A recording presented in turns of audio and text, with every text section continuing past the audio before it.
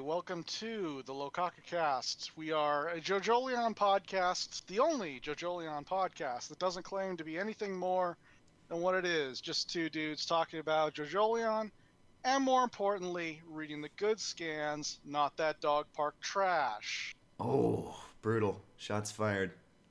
I mean, come on. These guys, these dog park guys, this one dog park... There's this one dog park out there, and there's all these people in it, and they're always translating Jojolion. These dog park translators, they all right. But I can't stand the way they be shuffling up the dialogue, and they make it. They're not the good scans though.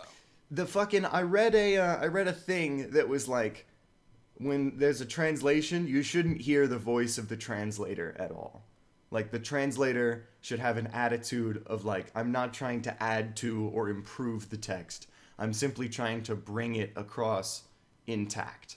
You know? Yeah, that makes sense. When you listen to a translation, you should only hear the original work. You should not hear the translator. And this is like a philosophical thing about, like, how translation should be done. It's like an opinion thing. But when I read Dog Park, I hear Dog Park's voice. I hear the translator. And when I read this, I just feel like I'm getting it raw. The way Araki, we've talked about this before, but like the way Araki has his characters talk in Jojolion is fucking weird. Right. And Hiwa Matanoboru, they preserve that. Just sort of like, they keep that weirdness intact, and like we want the weirdness. We do. We're there for the weirdness. We're reading JoJo. Tiny example, you know, super tiny one from this chapter. Hiwa Matanoboru, Kato shows up, and she says, "Inka no Mizame potatoes," and she's like crying. Oh, In the dog park scans, she says Inka no Mizame potatoes, which is like, it's the same thing, but it's just a little bit not as funny. I was gonna go into that like in greater detail, like when we actually like went into the chapter discussion. But like this is like the most JoJo chapter that has ever JoJo'd. Very true. And you we shall start unpacking that. But this is a very JoJo chapter. It has some quintessential JoJo stuff in it that I would like to go over and be like, you see, this is the stuff I like. But yeah, we just started talking about the dog park and the potatoes bit because you opened with firing those shots. And I might mention, those shots. Before we get, those shots have a direction. They have a target. But you know, do. I listened to some other. They're not just random shots that I fired that fate directed into some. The fate directed into a rain gutter, so they can shoot somebody. To avoid reprisal as a result of stand power. Oh yeah, for sure. So guys, check it out. I know we're not the only Jojolion chapter review podcast out there, so I went to go listen to our competition. And while it wasn't the worst podcast ever, I was like, man, I can't believe that as small as we are, as ramshackle an operation as the Locacacast is, like, we're actually doing some stuff better than those guys. Like, I listened to a couple episodes. They kept getting stuff wrong, man. They kept saying stuff that would be like, oh yeah, and Norisuke was like this. He felt this way. And I'm like, what? What are you talking about? You're describing something Joubin did and said. And it's like nobody has the brain power to go, hey, actually, hang on, let me go back in the manga. Tab over to it. Because these fuckers do not have the whole manga up to look through. And they're reading the goddamn dog park scans. They keep getting minor information wrong. Here's the thing. This is the only Jojolion podcast brought to you by two absolute Jojolion scholars. Like, we pour over this shit like it is the sacred texts. I don't know about Chris, but I am very into rereading over and over again my favorite bits and the bits I even least remember. And perhaps most importantly, this is a passion project for us. You know, like there's there's heart and soul in this podcast, right? Yeah, of course You there know, is, it's man. not. We're a This isn't scrappy little some. underdog podcast. This isn't some commercial commodity that that we're pushing out to generate a profit, right? Right. And like when Jojolion's over, it's like, you know, we'll have said our piece, and we won't need to make a sequel podcast to this podcast, right? Our story will be done. That is until 2055, until the anime comes out, and we got to make a weekly podcast about that. You're right. That'll be the sequel, but it'll be a naturally prompted sequel. It won't be dragging it out. As opposed to something to capitalize off the obvious popularity of our podcast. Like, imagine, right? Obviously. Imagine if you were a Jojolion YouTuber, and then Jojolion ends, and then you're like, well, fuck. Hey, you know what? I followed a guy who was a Dragon Ball Super YouTuber. He would do animation breakdowns. Dragon Ball Super's been over for like 2 years now. And he's like fucked. He doesn't have no content. But you know what? I respect him. He's branched out a little bit. He tried to do some other animation breakdowns, but mostly he's been dormant. He's like, yeah, when there's more Dragon Ball, I'll analyze it. But for now. But yeah, it was like... Go ahead. I was kind of stretching the limits of this analogy, but like you took it in a different direction, so it still works. Yeah. I was talking about Joker too. Oh. You were trying to do an amazing segue. Hey, but that was before. That was off camera. That was before we started recording. You can't segue to that without setting it up. Well, I was so pissed when I heard about it that I wanted to talk about it twice because they wanted to make 2 Joker movies. Hey. Amazing. Hey, and they're fucking, for some reason, are 2 Jojolion podcasts. What's up with that? I mean, like, shouldn't there just be one good one? The one you're watching, dear viewer? Right. Anyway, The point is, I'm not going to say these guys' name of their podcast and call them out and call them shitty, because I don't believe this. You know, they're just dudes making their way in life, talking about a thing that they read together. Making their way downtown. Walking fast, faces pass, and I'm dead ass. Just saying that I think that we're a cooler, scrappier, more underdog, more underground podcast. We're funnier, we have better conversations, and we are fucking Jojolion scholars. I've got the whole manga pulled up, the whole thing, at my fingertips. So if we say something and we need to cite it and we're not sure if we're being accurate to the manga, we can just fucking find out in 15 seconds. So when you come to the Locacacast, you are getting the most dedication, the most passion, the most hilarious non sequiturs, the most me coughing my lungs out, the most I talk about a thing for 3 solid minutes on a long ass tangent, not really making a point, and then Chris comes in and he keys into the mic and says a punchline I didn't even know I needed. We have the most great moments on the Locacacast. I listened to 2 episodes of this other JoJo podcast, and there was like 1 funny part between them. So, I'm saying, if you're here listening to the Locacacast, you've made the right choice. You've hooked yourself up to the right ship, and we're going right to the moon, baby! Every chapter, all the way to the end! On what other Jojolion podcast can you get such comedy gold as the message I sent to Zach this morning when I told him to wake up, it's time to go beyond the confines of your bed and talk about JoJo? He did indeed tell me to get up and out of bed using those exact words. It's time to go beyond the confines of your bed. Please slink out of your bed frame and over to your computer now, Zachary. It is time.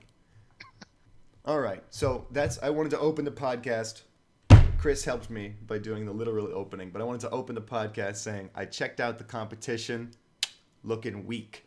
I am confident we are the best Jojolion podcast. And if not, who cares? Because I believe that we are, so that makes it true. My belief that we are will enable us to become the best Jojolion podcast. It's all about willpower and belief in your friends and the binds that tie us together. And if we get good enough at like this Jojolion podcasting thing, maybe we'll develop stands like Tonio did. Oh yeah, we can become absolute podcast masters, and we can bring forth the stand through mastery of our craft.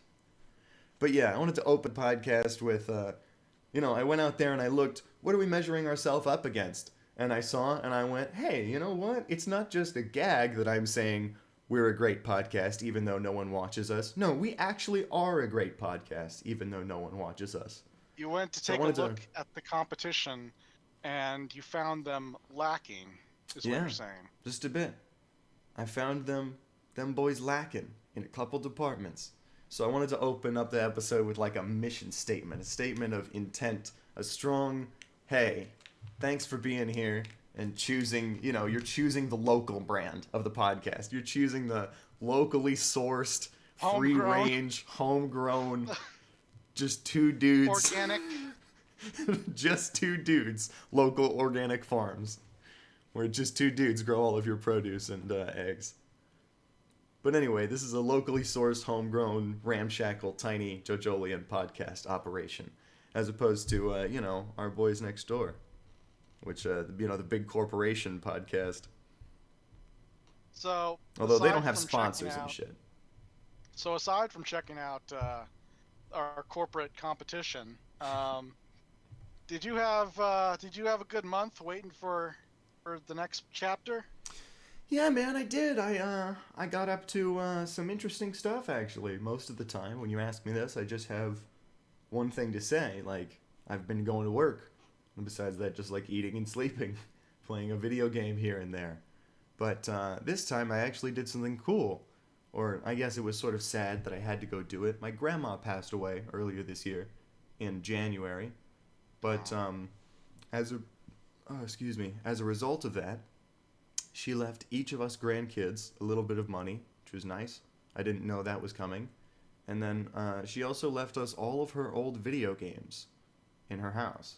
So, like, my grandma on my dad's side, or Nana, as we called her, Nana got me into video games when I was a kid. Like, she bought my parents an N64 that they would just play Tetris on, like, before I was born, so we always had one.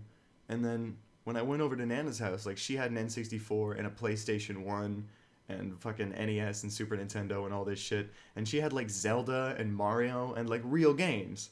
So this woman got me into video games, and she had, like, this treasure trove of old consoles and games, like, still in their boxes, because she's an old lady and she takes good care of stuff. So I was like, man, I hope Papa, Nana and Papa, grandfather on my dad's side, I hope he just doesn't decide to sell all that stuff. And if he does, I hope, I can just buy it from him. But then, no, it turns out in the will, she said I leave all the video games to the boys. So, and then the last thing, she left her car to me. So this is in Texas. So me and my dad had to fly to Texas, hang out with Papa at the house for a few days, keep him company.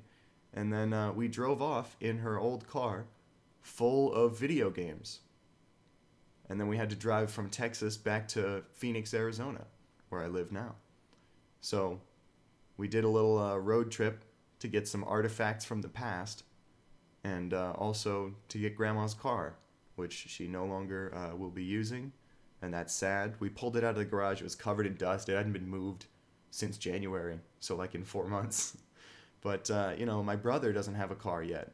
He's a carless man with a license, so I think he might buy the car from me. So yeah, it was a big side quest that I needed to do. I'd been putting it off for a while because I needed to get a bit of time off work to do it, but I just went to Texas and back, so side quest complete, and it was a really fun road trip. It was just me and my dad. Parts of it were sad, obviously, but then like all the car driving back stuff, we were just listening to music. It was great. And just to clarify, because I know some of our fans, all the many fans that we have on this show have been chomping at the bit for a new episode of this podcast. So right. We apologize for it being late, but this impromptu road trip had to take priority. Right. And I didn't even realize that it was gonna like run up against the scheduling of us recording a Locacacast. Like when I was scheduling it, I was thinking like, okay, the chapter comes out on the 17th, so we can record it 18th or like later on the 7th, whatever. But then I realized like, oh shit, the only time we're gonna be able to record it is like the 19th when I need to leave and go get on the plane. So yeah, when I was scheduling the trip, because I had free reign of where to put it within a certain window, I could have just put it a day later when I asked for the days off and booked the flight. So it might be we had to wait for me to go to Texas and come back before we could record this one. This one actually didn't get held up in editing. This one get held up in the recording stage in real life. By actual by actual real life events that Scheduling interfered conflicts. with our ability to record. Sucks having a life, boys. Speaking of life, I had a life, kind of. Tell us about it. I mean, like, not a social life, but like I had a life once. It was terrible. I'm not completely caught up, but I've been going through like the backlog of like Half in the Bag. Like, hey, for the first like love them. For the first like 140 episodes or something, I was just watching like the plot. Yeah. Because like I found like compilations. Oh my god, can we just talk about Red Letter Media for like an hour? We could if you want. Fuck, we gotta talk about the chapter though. Damn it. The skits at the beginning and end, right? Yeah, I love the Night Court arc. You know, where for a while all of the skits at the beginning, it's like, oh, my precious Night Court tape, and it's like a running plot that keeps getting developed, and then by the end he's got them captive, and he's like, you two fuckers are gonna fix my VCR. It's like, whoa, we've never been here before. So I watched like the compilations for like I think it's like the first 140 episodes or 150, one of those. That's just the plot, and then like when the compilations ran out, because I was watching them off this one channel that hasn't uploaded in like months. Yeah. Or years actually rather. Then I just started going through the remaining episodes, and I'm not completely caught up yet. I'm up to let me see if I can figure this out. Episode 163. Of I don't know how many. This was the May 16th, 2019, so that gives you an idea of how close I am to getting caught up. I think there's like... How many episodes are there, bro? They don't fucking label them no more. Shit, bro. But that fucking like plot line goes ham at points. Like there's one point where like Plinkett's house gets destroyed because they needed to run a freeway through it. Yeah. So then the government rebuilds his house, but it's on like the side of a mountain. Mm-hmm. And then it fucking like falls into Lake Michigan. Yeah, and then they're underwater for an episode. And then they fucking like float to the top using a hot air balloon. Mm-hmm. They do the up parody. Plinkett's farts. Yeah, I remember that. And that one's a great arc. That eventually ends them up on top of like Mount Everest. Mm-hmm. And then like the entire world is destroyed by nuclear warfare, and fucking aliens come back in time and send Mike and Jay back in time to like get them out of that corner that they wrote themselves into. Indeed. That was a good arc. I also like way back when they reviewed Pixels, like the episode before Mike and Jay had like left the store, and when they came back, there were new guys working there at the VCR store. Oh yeah. And they had to like trick them or dispatch them or kill them or something by the end. And then I also like the arc later where Jay's getting married to Mr. Plinkett. I really appreciate great. And then that one's amazing because the finale of that is a whole episode where they don't do a movie review. It's just 17 minutes of plot. It's fucking amazing. The wedding episode. I really appreciate Rich Evans for like. Oh yeah. The fact that like they kill him off in like damn near every like season. I know. For like a while. And like he builds everything too. You know that? Like he built the Wheel of the Worst. Oh yeah. I haven't watched all of the best of the worst yet, because like each one is like fucking an hour long. Right. Yeah. I thought like I would get caught up on Half in the Bag, and then maybe I'd go back and like just like skim through and watch a few best of the worst, because like it's mostly about the skits for me, because like I I don't know about half of the movies that they're reviewing. Right, and I'll have it in the bag. It's like you're just going for the skits, and then also like the entertaining way they talk about shit, They have because a they can special make a movie brand you've never of heard of be interesting they to have a hear special about. brand of like it's almost like it's surreal comedy in a Yeah, way. yeah. What I like about Best of the Worst and well, I guess Wheel of the Worst is the other thing I was gonna say, but it's same show. Best of the Worst and the Black Spine edition and everything like that. I like that on that one. It feels like you're going on a journey with the guys through everything, because you start with them like, spinning the wheel and choosing the movies, and then you've got like maybe some on the wheel that you want, but they don't get picked, and you have to wait till another episode. Anyway, the point is, you fucking are with them looking at the tapes like, oh, this one might be good, and then they get it, and it's like a fucking instructional video for old people on how to give birth underwater, and they're like, oh my god, what have we done? And it's like when you're camping. Except when it's Black Spine, and then it's all trash. Yeah, it's like when you're camping and you park your car, and it's like, all right, guys, everybody get your equipment out of the car. Everybody, let's all carry the stuff to the campsite. And you have to walk like 2 miles carrying all this heavy shit. And everyone in your group is miserable by the time you get there. But it's like, once you get there and everybody gets to put their stuff down and everybody like decompresses, stops being miserable, maybe like set up camp, have some food, that camping trip's going to be amazing. It's because you all bonded over a shared hardship right at the beginning. Like, you all went through that together. So, Best of the Worst, you're not sitting there in the room with them for hours, like, getting bored out of your mind watching these terrible fucking videos. But, like, they bring you along for the journey, is what I'm saying. So, it's, like, even better if you don't know the movies, You're not gonna. As opposed to Half in the Bag, it's like a movie review show, but they're also doing this. It's almost like there's no skit and there's no movie review. The whole thing is both, and also neither. Right, which is why I'm hesitant to try and get into Best of the Worst, because right. those videos are fucking long. Yeah, yes they are. But I mean, that's part, I'm saying it's long, it's an ordeal, you gotta fucking get through it, and there's payoff.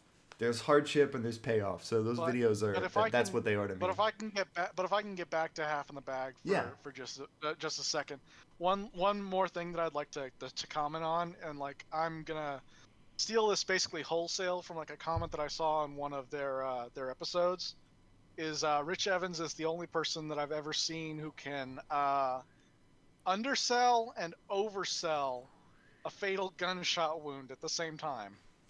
Yeah. Yeah, he has a knack for that, don't he? It's hilarious. It's always hilarious when Rich Evans gets shot. Yeah. And they do the thing with the squibs, because they know about movies. Cool guys. He's like, oh, fuck! Oh, fuck! The way he says it. But Rich Evans carries the whole show on his back. Not only is he the carpenter man of the group, he built the wheel. He does so much other stuff. When the group needs something built, he built the Plinkett board. When they need some sort of elaborate prop, Rich Evans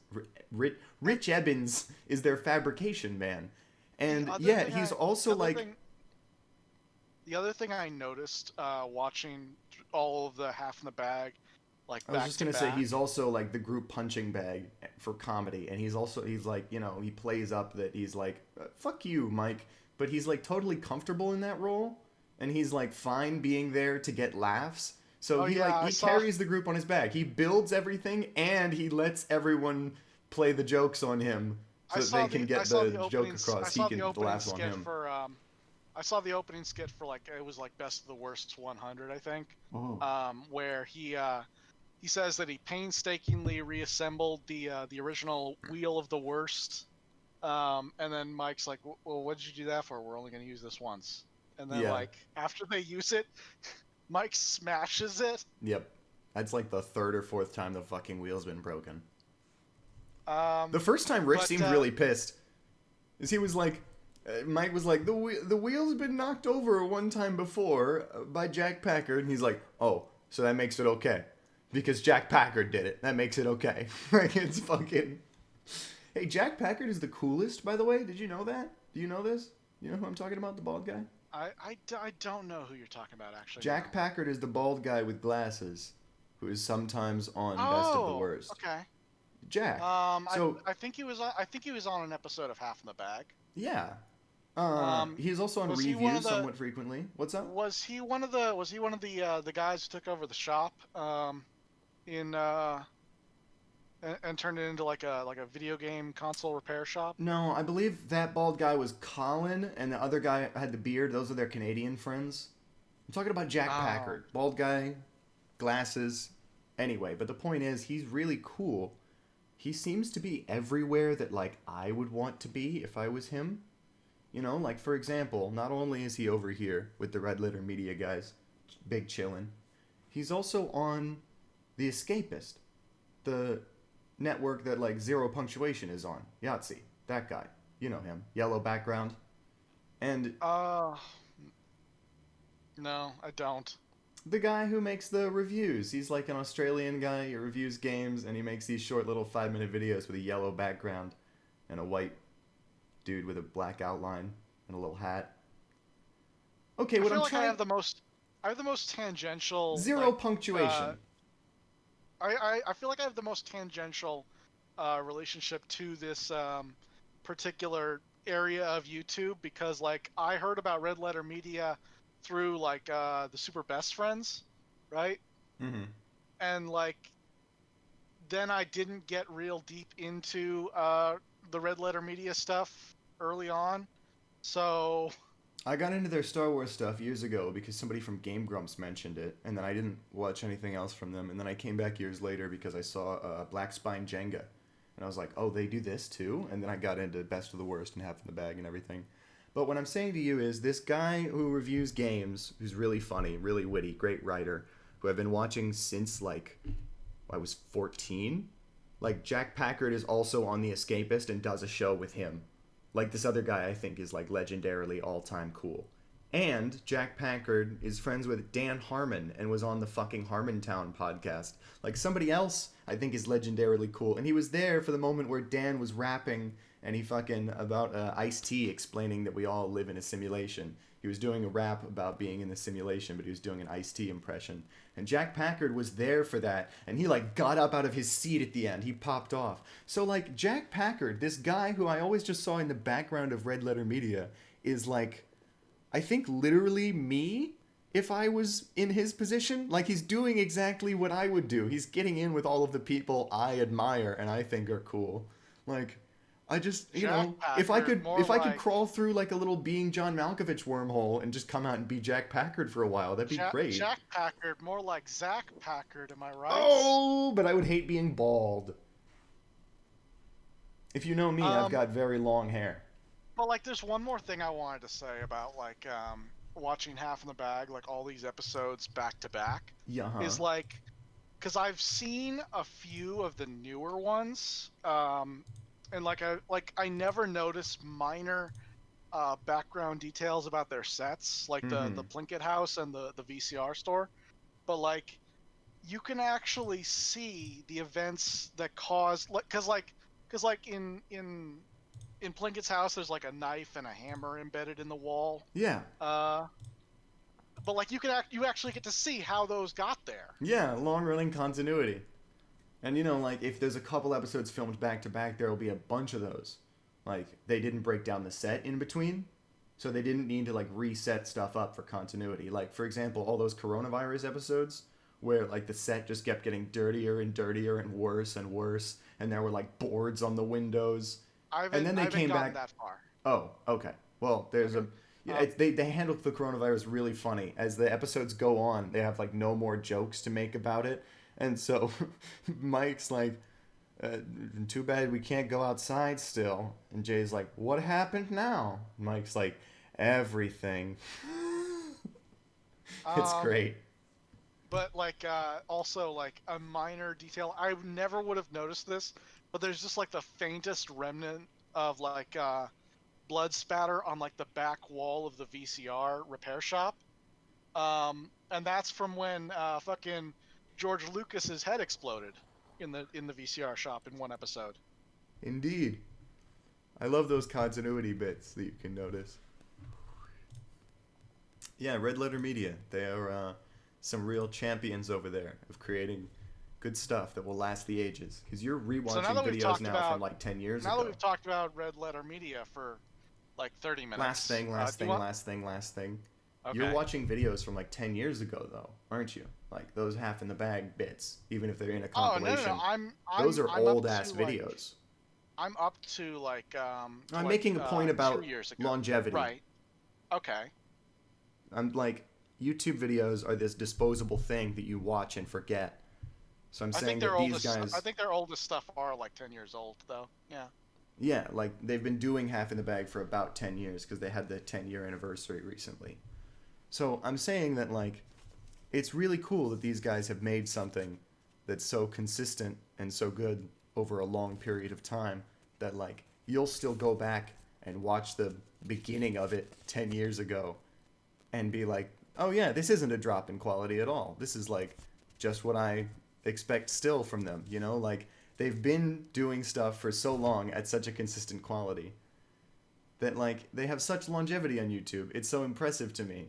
Normally, YouTube videos are this thing you watch and discard, but, like, to remember a YouTube video and a series and to go back, you know, it's cool. I don't remember what I was saying. You know, like, I want my channel to be like that. I want it to be a library of great videos to go back and revisit. I don't want it to just be, like, shit you watch and then forget about. So I admire the Red Letter Media guys. Like when there's, like, a physical point of reference in, like, the background of, like, an event that transpired, it tends to stick with you, like, because you're seeing the effects of, like, the past 100 or so episodes reflected in every episode after that. Right? Detail oriented. Like, I will never forget seeing them. I will never forget, like, when they had like George Lucas was planning on destroying all the original VHS copies of Star Wars. Right. And they made his head explode because of the fucking blood spatter on the back wall of that VCR shop. Right. It's unforgettable. Oh man, this hilarious moment. I was watching this comedian Theo Von, and he's on mushrooms on stage, and he's like, "Man, these lights are really bright. They're really warm. I can't. I'm not gonna do my normal material because I don't know what the fuck it is." It's this dude Theo Von, and then he says, "Oh yeah, my brother tried to fuck me when we were kids, bro. Like, for real. Not even like." Whatever. He goes on and he tells the story, and he's like, "So I would wear these little bells around my neck so that, like."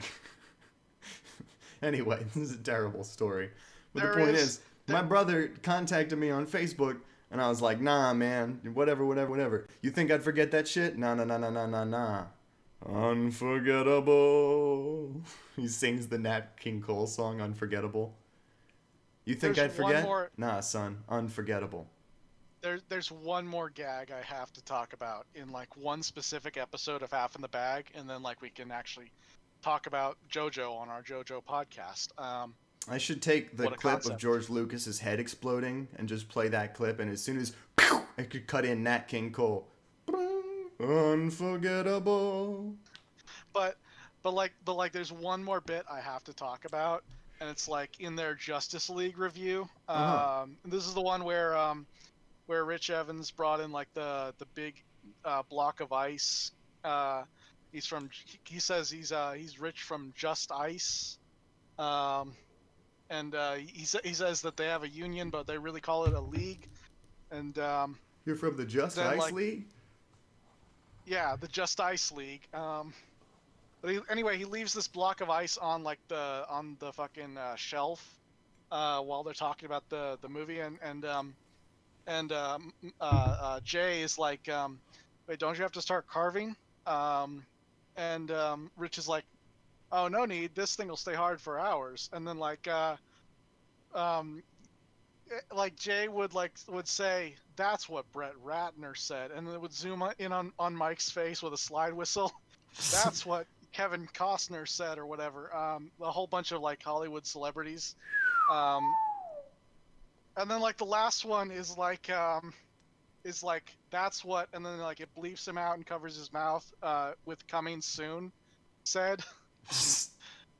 And that hits different now that Joss Whedon has been outed as like a horrible sex pervert or something. Yeah, unfortunate, because that dude made Doctor Because that was Horrible's a Joss sing-along Whedon blog. movie that they were reviewing. Yeah. Did you watch Doctor Horrible's sing-along blog? Did you see that? No, I haven't. No. God damn you. Don't get any of my references. Sorry. This is going to be like the fourth thing I've had to explain in this podcast, and it's been 35 minutes of JoJo so far. I'm vaguely familiar. I understand the concept. Look, it's got Neil Patrick Harris and Nathan Fillion and Felicia Day, and it's a musical about being a supervillain, and it's really good, and it's like amazing, and it's really good, and it's got good music, and it's like a musical, and the storytelling is amazing, and it's really good, and it came out in the 2000s. And it's what I know Joss Whedon from. Other people are like, oh yeah, Buffy the Vampire Slayer. And then later like, oh yeah, Avengers guy. But I know him as the Dr. Horrible sing-along blog guy. Okay. So in my mind... That's all you had to say. Yeah. That's all you had to say. I'm sorry. I didn't mean to be like mean about I have to explain it. But I was, I still like him because of that. I just hadn't seen it. I still like him because of that. Seen it. You didn't ask if I knew about it. I'm sorry.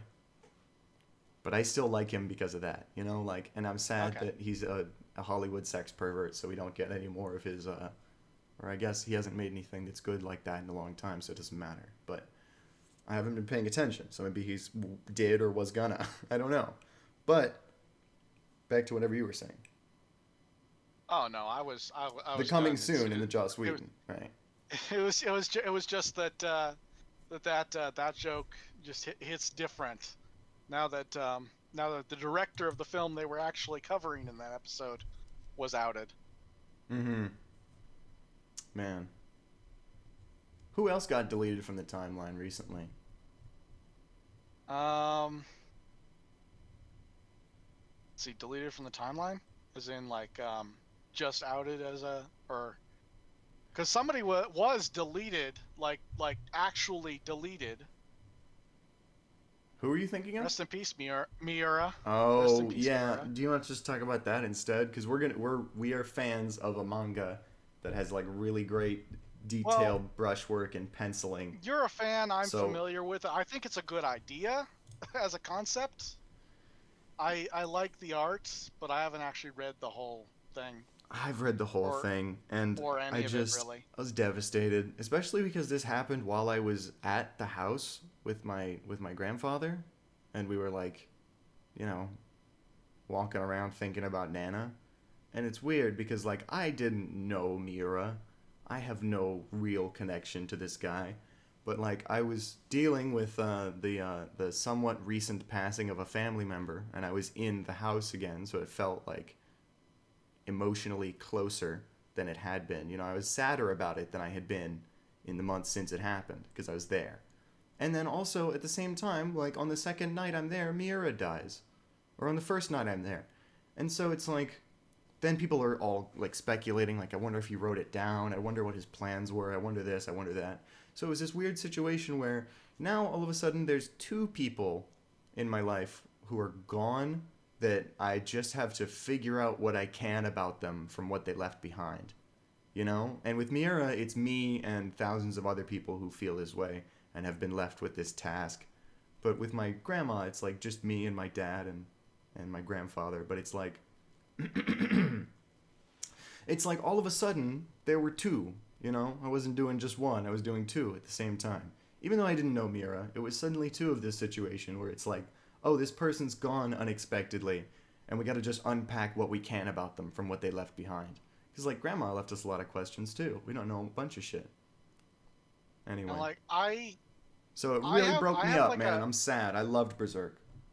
I have a brain problem where, like, even if I'm enjoying something, if it doesn't end, right? If it stops as opposed to ending, all of that enjoyment goes out the window.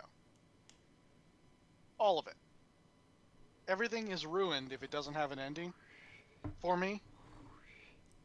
So it's like, I'm just thinking, I know I can't be the only person who's like this. No, you're not. And I'm about to say that I completely I agree with you and I completely I sympathize. can't imagine what this must be like for lifelong readers of Berserk who have this same problem. Yeah, that's me. So I put that aside when the creation is good enough and when I decide. Because for me, like, you know me, you'll tell me about something, or not you, but a person will tell me about something and try and get me into it. And I have weird brain where they tell me about it and I immediately start looking for reasons I don't have to do it. You know, like somebody will tell me about Game of Thrones and I'll Reason take a A, look is at it it. finished? I'll take a look at it and I'll go like, yeah, you know, everybody's watching that. It's a big thing. People keep telling me about it, but I don't know that I really have to consume that. I'm looking at it, and there's a bet I can place. I can place that it's either going to be culturally significant for a long time, and I will have to consume it eventually, so I might as well jump on now. Oh, you Or dodged a is bullet it on gonna that. be skippable? Is it gonna be something that in the end you could overlook, and it's not gonna matter much, and it's not worth getting into? So I make a bet on these things. Whenever somebody tells me about a thing, I'm looking at it and I'm trying to find immediate dismissal reasons. I'm trying to find reasons I don't have to watch it. I look at it and I go like, yeah, I can see that the way that this is written or the way the story's structured, like I look at it and I appraise it. And if I find something that sticks out as not for me, I decide, oh, cool, so I don't need to consume that piece of media. You know, just to make my life easier, just to Apparently, strike things from the record that I don't need to bother with. And apparently Berserk the obviously passed that apparently test. apparently the end of Game of Thrones, the TV series, not Oh, yeah. the books aren't over, Mm-hmm. you know. But like apparently the end of the TV series is terrible. Yeah. So you really dodged a bullet on that one. That's why I bring it up as an example because that's one of the times where for a long time if I explained that to somebody they would say, "No, man, you need to watch it. Like you made the wrong bet still. You're wrong." And like now, I dare you to tell me that.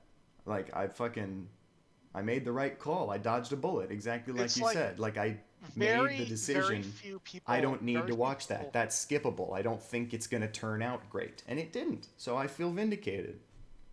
Yeah, I don't think anybody expected Berserk to end bad. No, but there Um, was a lot of but long-term there were drama about there like were a how's he handful going of to end this story? It's too there were crazy. there were a handful of people who were worried that like with all the hiatuses that it went Uh-huh. on, Uh-huh. um, he might not actually finish it. Yeah, he might not live And to it see it turns out through.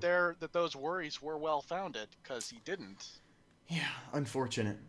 But the thing is, it's like when I saw Berserk and I knew it was this thing that had lots of hiatuses and it was legendarily like unfinished as of now. But I saw it and I made the decision, no, I want to consume this piece of media. This looks good. This looks like this is for me. And it was. So I let go my judgmentalness and unsatisfaction that it's not over, so it's not going to have a conclusion the moment I read it. And I just decided I'm going to be in for the long haul. I'm going to wait. I'm going to be part of the crew on this one. So I read it. I read all of it up to like chapter 361, 2, 3. I think the last one that came out. And it's like the whole time we were all saying like, man, how is Guts gonna defeat Griffith? Like, there's no way. It's insane. There's no like, it's too much. Like it doesn't matter how much build up in the story. You know, it would be unrealistic to have the main character beat the main villain because you've built the main villain up so much. So like the main character, people were like, oh, he's gonna use the Bailet and become a, but like. You're really gonna have the main character win by rejecting his humanity? That goes against all the themes of the story. So Berserk was always this thing, this like complicated puzzle that you look at and you're like, man, I don't know how they're gonna wrap that story up. That's crazy. And at the end, in the end, it's like, I guess it's not gonna. I guess it didn't need a wrap up. I guess the real ending was the friends we made along the way. I really mean that. It's like, I think that now that Berserk is over, you have to look at the story that we got and just convince yourself that that's the plot. That's the story. You know, like for example, there's this whole thing where Casca loses her memory after the events of the Golden Age arc. She is like mentally broken, reverts to like being a child. She can no longer speak, doesn't have her memories, goes around making baby noises. Hair grows really long. She doesn't think of cutting it. So Casca becomes like this vacant, baby-minded person who's walking around, and Guts has to look after her. So since like Act 2 of this 10-act story, the goal has been, can we save Casca, who got her mind irreparably broken by Griffith's betrayal in the end of the Golden Age arc. And we did that. You know, Berserk went on this crazy long adventure. They got on a boat for like 10 years, and when they got off the boat, they were on the fairy island. And not to spoil too much for you, but they met up with the fairy queen, and they let them dive into Casca's memories, and they like fixed her. She came out, and she was talking again, and she remembered her name, and she like picked up a sword and was able to do warrior stuff. And this is amazing because like this is something that has been in play the whole story. This element of Casca like not being herself. And like finally in like 2017 we made it to the point of the story where we fixed it. We got her back. And then it's like, okay, so cool, so now we got to turn around and go fight the boss, but like how are we going to do that? So that always seemed like this impossible task on the horizon. But at least we had gotten to the point where Guts completed his personal emotional mission, which was to save Casca. So like the place we were in the story that we are left at now permanently forever is we completed our small goal of saving our friend. The larger goal of defeating the main antagonist of the story seems impossible still. So that's the place we're at. And there's a moment in chapter 360 where Guts is like, you know, he doesn't want to be around Casca right now because she's still sort of afraid of him. Like she's not all there, you know. She's got some weird brain stuff going on. She still sees Guts as like evil. He's like a demon man. The sight of him, like she collapses to the ground. It's like trauma. So anyway, the point is, Guts is training on top of a cliff by himself, and he starts to sweat, and then he goes, and he's like leaning on his sword, and he says, "What the hell, new speech bubble, do I do now?" And then Skull Knight rides up behind him. This big dude in skeleton armor on a fucking skeleton horse. He rides up and he says, "You bear witness to the end of your journey. It is not always a happy thing." And then, you know, the next chapter he talks to Skull Knight some more. But I think about that and I'm like, wow, that's the end of Berserk.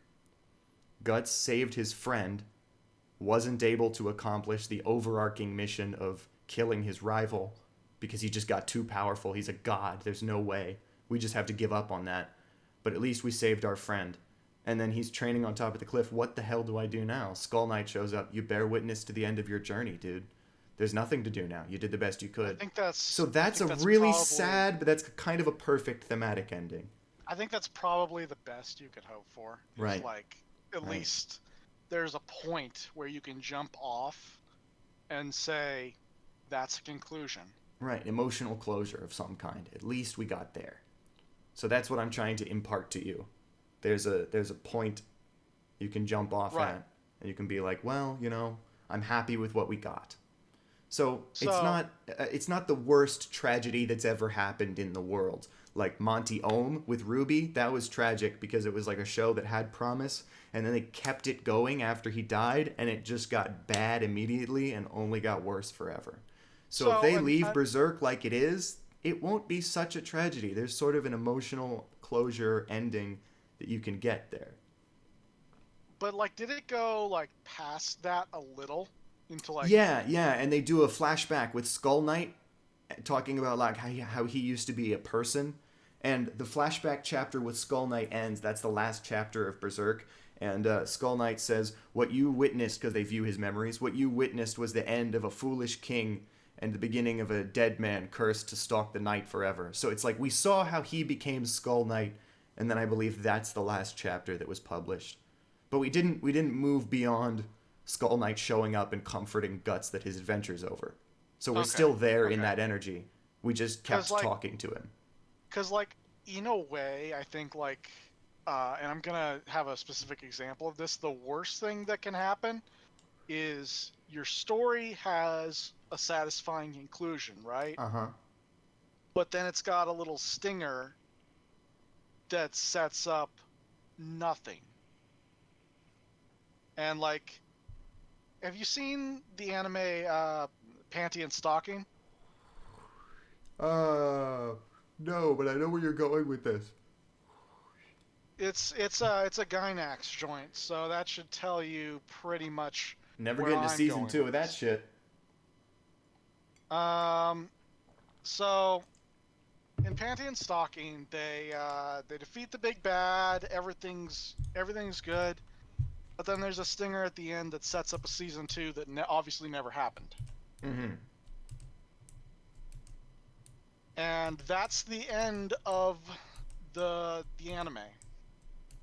So Everything would be fine. Horribly Everything disappointing is fine cliffhanger. as long as you stop after the conclusion. Not the ending, the conclusion. Stop watching. That's a sad outlook to have. Like, don't even watch the post-credits scene, because it'll just make you sad. That sucks. You, like, have to not consume that content, because it's pointless.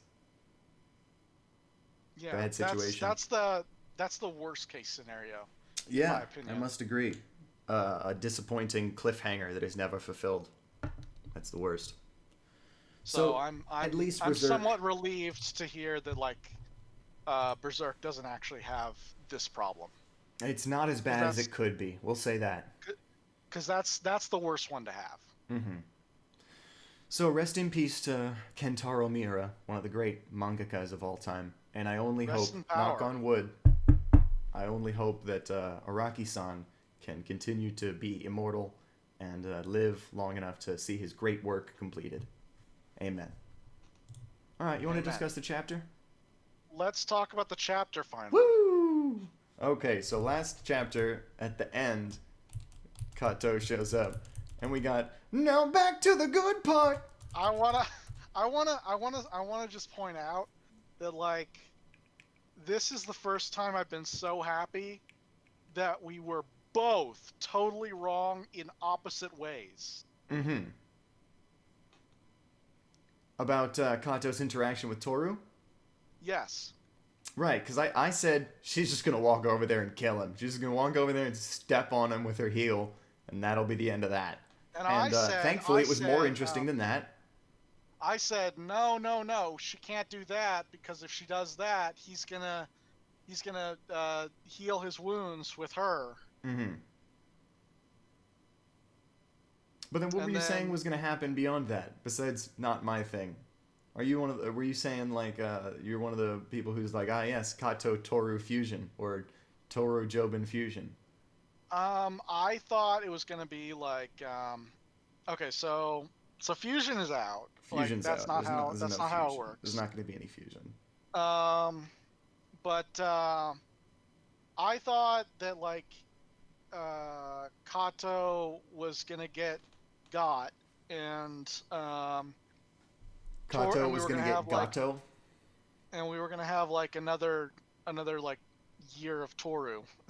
Oh my god, I cannot believe you thought that. That's so upsetting. No, I didn't actually think it was going to be another year of Toru. I figured, like, this wasn't going to be how he ends, right? Mm-hmm. But what we got, obviously, is different than either of our expectations. Oh, absolutely. She's still, she's still launching some sort of attack on him, although I guess it doesn't count as one, but she's doing it in a much more interesting way than I had predicted. As we know, as long as you specify that your intentions are not aggressive, it's not an attack. Yeah, I don't know how that works, but that's amazing. Hey, so Kato's design has been revised slightly from when she was drawn previously, but the main thing that has been changed that is making her look like 8 times sexier and more like a MILF is that her mesh shirt, it used to be mesh all the way up to, like, the neck part, like the collar. Now, like, the mesh on her neck going down to, like, the cleavage has been removed, and that's just skin The rest of it is still mesh shirt. But she used to have like a full mesh shirt going all the way up like a turtleneck. Now, the pod bay doors are open. So anyway, that's Kato's design change. What do you think of got a her hot mom. stand? What do you think of her stand that you can see on the first page? Very cool looking, but I think the thing is that Araki has drawn the wrong king right back there. You see that? That's the King of Hearts. The King of Hearts is the Suicide King, the one that's putting its sword into its head. Which bothers me because there was a theory on YouTube a while ago about, the different members of the family corresponding to the different face cards. So Joubin being the King of Spades, Tsurugi is the Jack, whatever the fuck. Norisuke is the King of Clubs, or I think Joshu is the King of Clubs, Norisuke is the King of Diamonds, and then Gappy is the King of Hearts, the Suicide King. So, there was a theory on YouTube that was talking about the ways that the face cards are illustrated. Like, one of them's holding an axe, one of them's holding a sword, one of them's holding a sword inside his own head, and they were, like, making a symbolism out of it. So it bothers me that Araki chose to illustrate the King of Hearts specifically, but he's holding his sword normal and not putting it inside his head. Like, I don't care if it's confirming or deconfirming the theory, but you drew the King of Hearts. Why is he holding his sword like the King of Spades? Anyway. And we find out that this stand's name is Space Trucking. Space Trucking. Have you heard the song Space Truckin'? No, I haven't. And I think it's amusing that the song's actually called Space Truckin', with an N at the end, but Araki, like he made Nut King Call and Away King 3 Leaves. Like, that song was called Awaken 3 Leaves. So, he likes to change it just a little bit so we can get that king in there. So, Space Trucking. But, what's really cool is that both Speed King and Space Trucking are Deep Purple songs. So that's the connection between Kato and Joubin illustrated in their reference. I heard a theory that Awaking 3 Leaves is supposed to be Awaking Centuries, because 3 is San, right? And leaves are on trees, so Awaking San Trees. Awaking Centuries. Interesting. Is there a song called Awaking Centuries that's the reference then? Because I thought it was a concerto or a symphony or something that was called Awaking number 3. Hang on. There's a song by Haggard called Awaking the Centuries. Awaking 3 Leaves. I'm looking it up. I wonder if they have the reference listed. It's Awaking the Centuries is the second full-length album by the German symphonic metal band Haggard. I would really like it if you were correct. It doesn't seem to have any... It doesn't seem to have anything on the JoJo wiki here for what the music reference is. Yeah, that was probably the most confusing one so far. Awaking Centuries. I like that. That's funny. I hope that's real. I hope that's correct. I hope you somehow hit the nail on the head right there. Oh, I can't take credit for that. That was a theory I saw somewhere else. I forget. Well, I hope it's true. It's fucking cool to think about. So yeah, I like the illustration of the stand. I like Kato with her weird, she's got the fringe going on. Why is she wearing fringe? It's 2011, lady. It's because he drew Steel Ball Run recently. He's into Western clothing. Okay, so we move on from the title page because it's been an hour. I mean, are we really gonna critique fashion in JoJo? No, she's got the Higashikata fruit parlor symbol on her cards over her titties. She's wearing the utmost of fashion.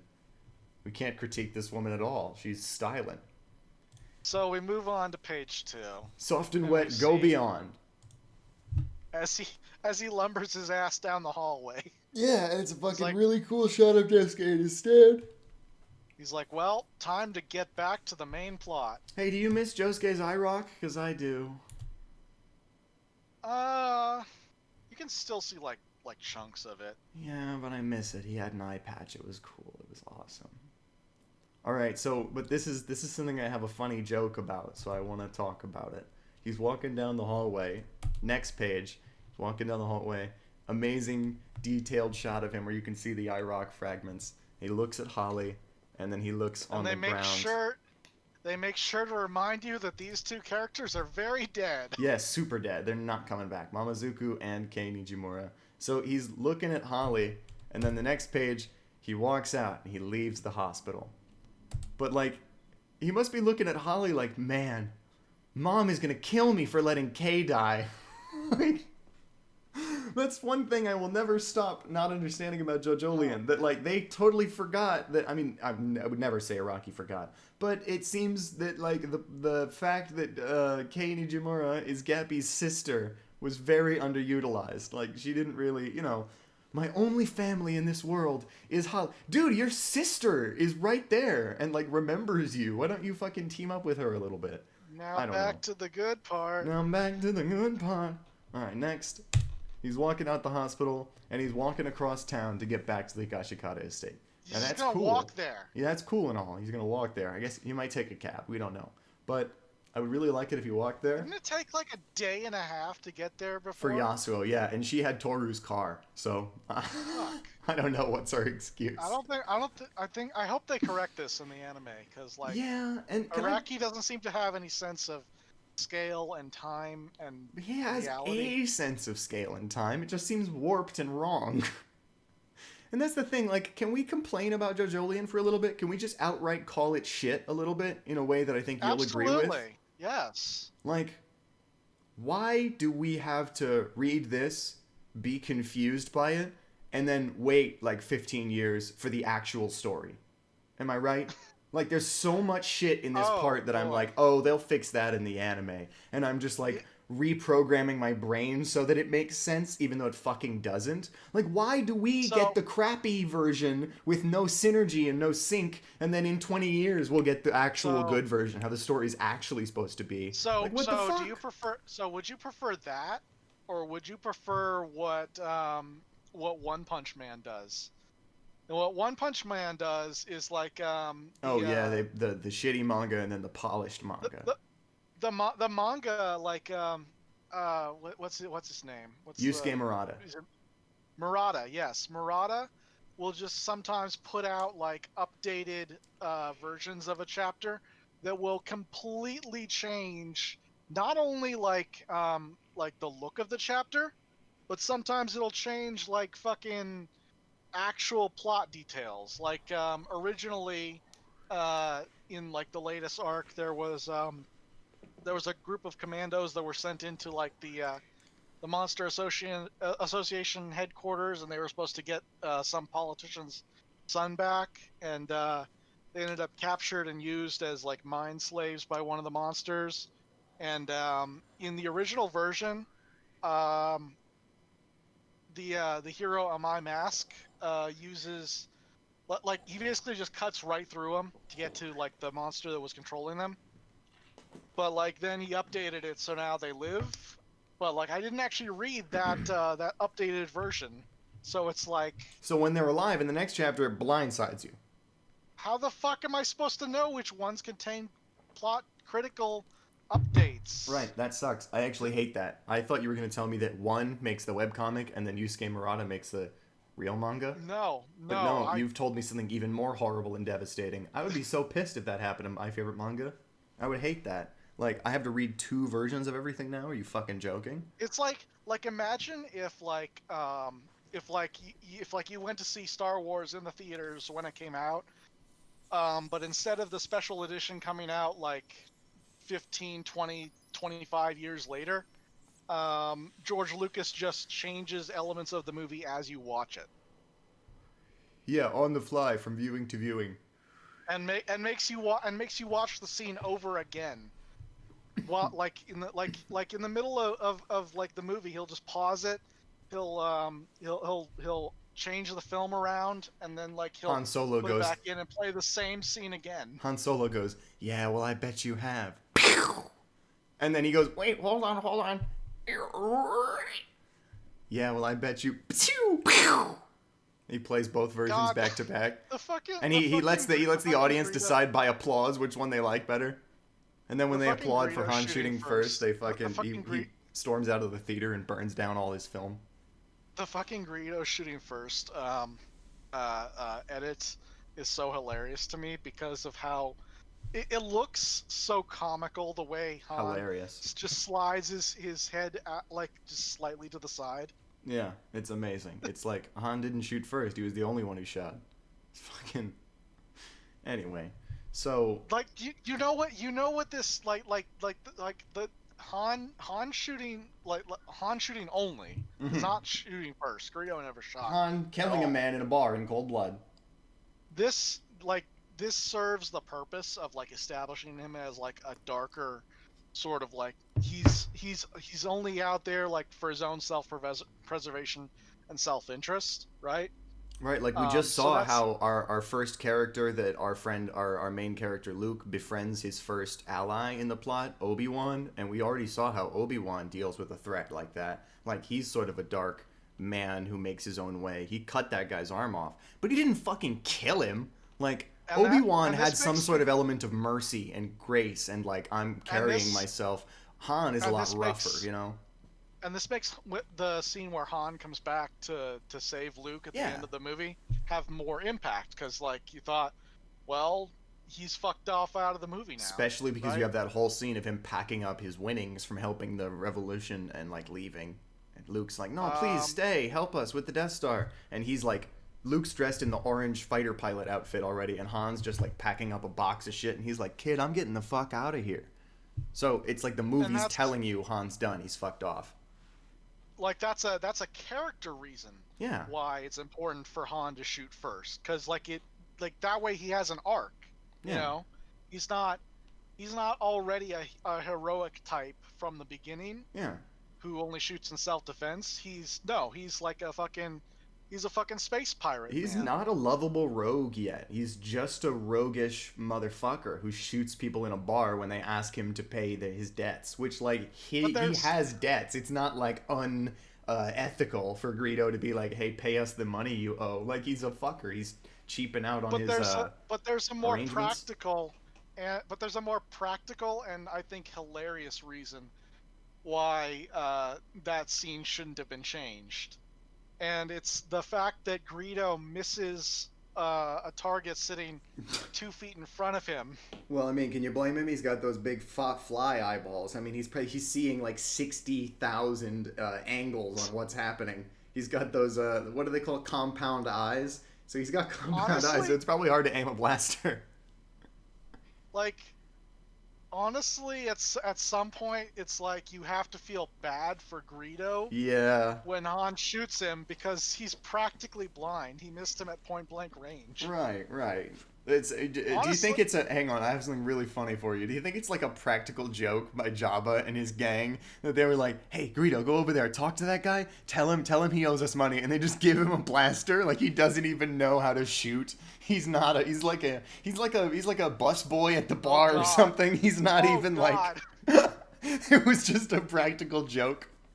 That's fucking horrible. This dude's not even a bounty hunter. They just fucking sent him to die. Yeah, Jesus Christ. Oh, that's exactly like what is that in JoJo? Somebody makes somebody else trigger the sand effect for them and they get killed. It's like a villain thing to do.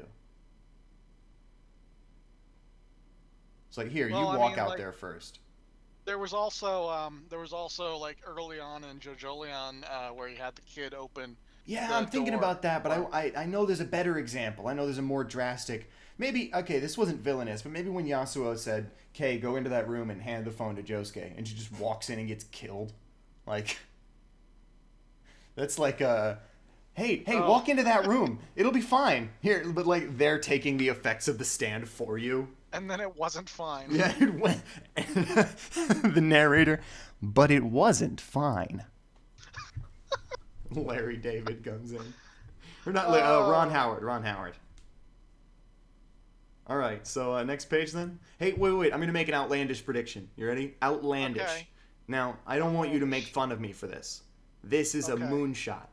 But seeing as how we had longtime characters absent from the part, such as Ojiro Sasame and Kato Higashikata returning, and Kei Nijimura, characters that were... Did I say K twice? No, I said Ojiro and Kato and K. So we had 3 characters, and Ojiro wasn't that recent. That was chapter 80-something, but... Ojiro comes back to die. K comes back to die. Kato comes back to assume main villain position. Okay, so here's the thing, right? We are in the final act now, and we're paying off all the stuff we set up. So here's my thing, right? Like, if a character was going to appear in the story once again, who is like they're a character of the town. They're not like a Higashikata estate character, so they wouldn't show up there. If Josuke is going to encounter anybody else in the story who's going to come back, he's going to do it now, on the way from the hospital to the Higashikata house, crossing town. And wouldn't it be sick if he bumped into Carrera? Like, wouldn't it be a perfect JoJo moment, like, what the fuck, you again? And at the worst possible moment, like, I don't have time for you right now. I gotta go. There's important shit to do. And Josuke starts leaving. Carrera's like, wait, Sechan, hold up. You know, and she, like, follows him. And he's like, look, you can't come with me. There is danger. People are dying. And she's like, well, if there's danger, then I'm going too. You know, like a moment like that. This is an outlandish moonshot prediction, but what if, on the way across town, we get our final long-time absent character reintroduction? Josuke meets up with Carrera. And then she comes to the estate, probably gets killed. You know, like, we're bringing back characters to kill them. We're making this arc really count with a high body count, high death toll. But, you know, I think that'd be really cool, really funny. In the same way that Carrera first showed up when Josuke had finally reunited with Yasuo, and it was like, he's leaving Yasuo to chase this random girl? Like, what's happening? This is the worst possible moment for somebody to show up. It's like Jojolion always does shit like that. So I think that'd be cool. I think that'd be rad. Carrera's presence in the story is really weird to me, because she did show up and serve a purpose. I've got 2 reasons she's going to show back up. Do you want to hear them? But I feel like I got 2 reasons. Araki didn't utilize her to the best of. She's got more to give. Her character. Yeah, that's where I was going with this. I've got 2 reasons she's going to show back up in the story. Number 1, when she leaves, at the end of her arc, when she walks away, she says, "We'll meet again, but when? That'll be a secret." So, I mean, like, what the fuck is that if not saying I will show up again in the plot later? I forgot about that. She says, "We'll meet again, but when? That'll be a secret." Here, I'll pull it up. I'll pull up the chapter. The second thing I was going to say is that she's the only person who knows both Kira and Josefumi. So she is actually, like, she was the connection to who Josuke used to be before he, you know, like, found out about Damo Tamaki and, like, Josefumi Kujo and the fax machine. Whatever. She was the first person to remember his previous selves, and I think she's the only person to know both of them. So she knows his previous selves, and also we haven't learned everything that we are going to learn or that we need to learn about Josefumi and Kira, because there's still unexplained stuff with them. I think we're going to be getting another flashback at some point. There's still, like,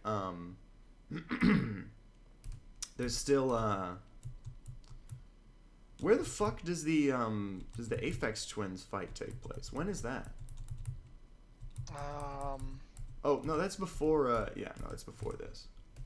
Oh, yeah, Love Deluxe, that's what it's called. It's not called Aphex Twins. Okay, so sorry, I was scrolling through the manga, so I sort of lost my train of thought. But, number 1, she said, "I will return, but when is a secret." Number 2, she knows both of Josuke's previous selves when nobody else does. And I think that's too important of a position in the story to have to be totally thrown by the wayside for the duration. She's got to come back at some point. Third thing, we have more flashback content to explore, and how are we going to explore it or learn about it other than from someone who was there?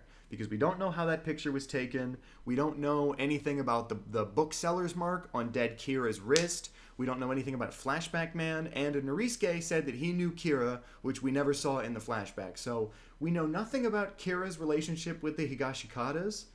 We need more expansion on the relationship between Josefumi, Kira, and Carrera. there's more flashback content to be seen. There's stuff still that we're not privy to.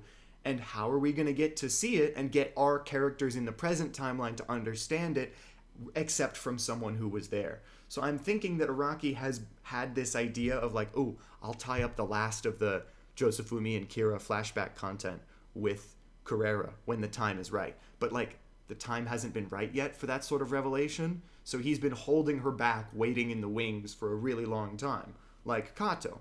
So those are my 3 reasons. I think she's got more to give to the story, and I think she's a really valuable device for getting like JoJo prequel information to our modern day protagonists. You know, we had to deal with Toru because Toru doesn't relate to the old stuff. I'm gonna call it. He doesn't relate to Flashback Land. No, of course not. He does not. He wasn't even. He's not, you know, like the people who were in Flashback Land are like Donald Trump. This actually lends credence to your theory that Kato is either rock or half rock. Yeah, I've got something about that too. That could be how she connects to Flashback Land, which would be why they would bring back Carrera now. Right. That would be a perfect Gesamtkunstwerk tying all things together. But I have something to say about Kato's potential as a half rock later. I have something about that. But I will get there when we get there. Right now I'm in the Carrera chapters. I'm just finding the bit where she says, we shall meet again. Yeah. We'll meet again, okay? But when that'll be is a secret. Shh. Yeah. Kimitsu? Yeah. Oh, hang on. No, I don't want to delete anything. What are you talking about? Yeah, copy to photo folder. Good. All right, so I'm gonna send you the picture because it's a cute panel, and also you know, just proving it's real.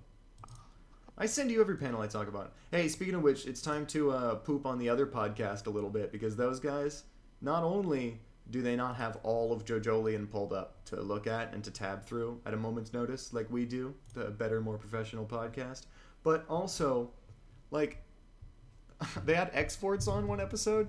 That's doxing it too much. Now everybody knows what podcast I'm talking about. Oh, no. But it doesn't matter. Ruined. It doesn't matter. I don't care. It doesn't matter. I'm moving on. The point is, they fucking, they had him on, and he kept saying, like, and I don't want to reference, like, too many images, because this is an audio podcast, and people won't be able to see, but, in this chapter, on this page, what? What the fuck? It's an audio, I'm listening to it on YouTube. Why don't you have visuals to go along with it? You're seriously not tabbing through the chapter as you talk about it? You're not pulling up pages? Like, I knew you didn't have it there to look through, in case you needed to fact check something, but you're not even advancing through the chapter page by page as you review it on the podcast? Are you deranged? Are you stupid? Like, what the hell? It's a perfect, like, this is so easy. You just open up OBS, and then you click through the chapter as you need it. And it's fucking, like, it can't even do that, yo. Like, they have visuals, right? Like, they have a thing on screen that's happening. Like, they're two animated fursonas or whatever sitting around a table talking, and there's like a microphone, and it's like a little bit animated. There's like 3 frames of animation. But like, dude, if you were gonna spend, these jerks can't review a chapter right. These jerks can't review a chapter right. Fucking bullshit. Holy shit! You have like the most dead-on like Mike Stacklasa Plinkett impression I've ever heard. Star Wars Episode 1 is the most disappointing thing since my son. Is it good? Oh my... That was amazing. Thanks. Anyway, what the fuck was I saying a second ago? Oh, but these guys aren't even, like, tabbing through the... That's the thing. Like, if you're gonna spend effort making visuals for your audio podcast, something to look at on the YouTube upload, why would you spend it, like, animating your characters doing a 3-frame loop of talking and waving your hands instead of spending that time making the visuals? Oh, I don't know, go with what you're talking about? Like, they just have the one chapter page up the whole episode. Like when I made the layout for this podcast, and I just have like a frame, and it's got like I commissioned Gem Boy, good artist friend of ours. Check him Yeah, go out. check out I Am Uh, Gemboy on YouTube or on Twitter. I commissioned him to do a drawing of our characters at like from a Volume specific 4 volume cover. cover. I think volume 4 cover. Thank Yeah, you. that's the one. Me as Mega And Man Walnut with actually it's really cool because Gem fused my character how I want myself drawn with sort of the tan skin and the green eyes like how I am in real life with Mega Man Walnut because Mega Man Walnut's pale and has blue eyes. So it's cool. I see that and I see Mega Man from Mega Man Legends obviously, but it's also like it's got a little bit of my DNA in there. And then Chris's JoJo is Chris's and then Josuke is obviously your OC, Nadeshiko, your Ghost Girl character. yep. And then I did the logo, and the background is just like a simple purple and white diamond pattern. Right, pure utility. Just like And then it's just a fucking frame that you put the manga in. yeah, I mean like it's so easy. Like if you're going to make visuals, why don't you have them go with what you're saying second to second? Like if you are talking about a panel, I want to see that panel on screen while you're talking about it. Like what's the purpose of what's the purpose of making your podcast not have utility like that? Like I feel like it should be useful for the listener. It should be easy to use. So what I'm saying here is we have a better podcast than these clowns without hardly trying. Like I didn't check out their podcast before we started this. Like, ooh, what can I do better? This is just how I assumed it should be done. This is I assumed like bog standard, like the bare minimum, and we're doing better than like the biggest JoJo podcast. You would think when discussing a visual medium, you would have an example from said visual medium up while you're discussing it. Yeah, you'd think. But like with us, we have approximately like 35 or 40% of the screen dedicated to like you have this little readout of which one of us is talking, and then you have who are we? You have our social medias and YouTube channels. You can go follow us. So we have who's talking, who are they, and then we have our sweet logo. But then most of it is dedicated to, hey, if you're interested in what I'm saying this very second, go look at it with me. You can be.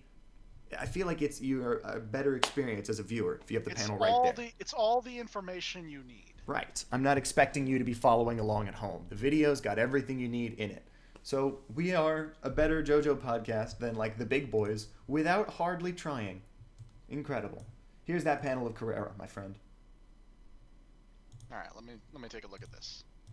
Yep, there's the Himitsu. Yeah. So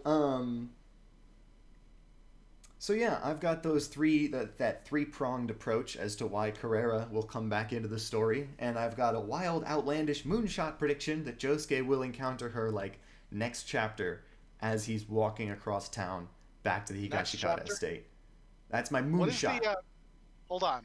What over under do you want on like the number of chapters for Carrera to come back into the story? Well, the thing is that I'm saying that based upon the only time when she can come back into the story. In my mind, this prediction is about this section of time where Josuke's walking across town.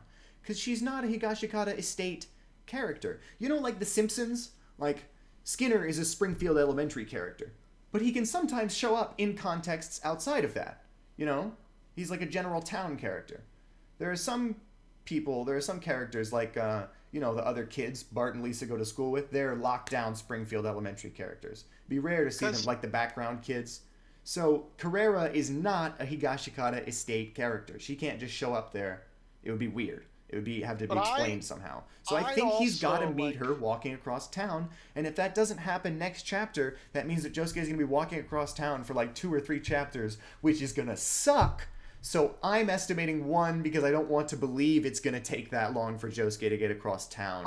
And if it doesn't happen next, then yeah.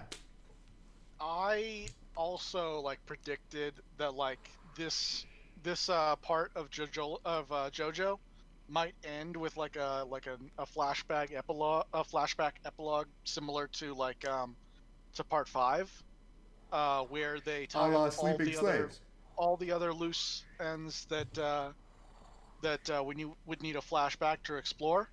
And if that is how they deal with it, then I could see Carrera showing up not on his way back to the Higashikata estate, but later, like during that flashback wrap-up arc.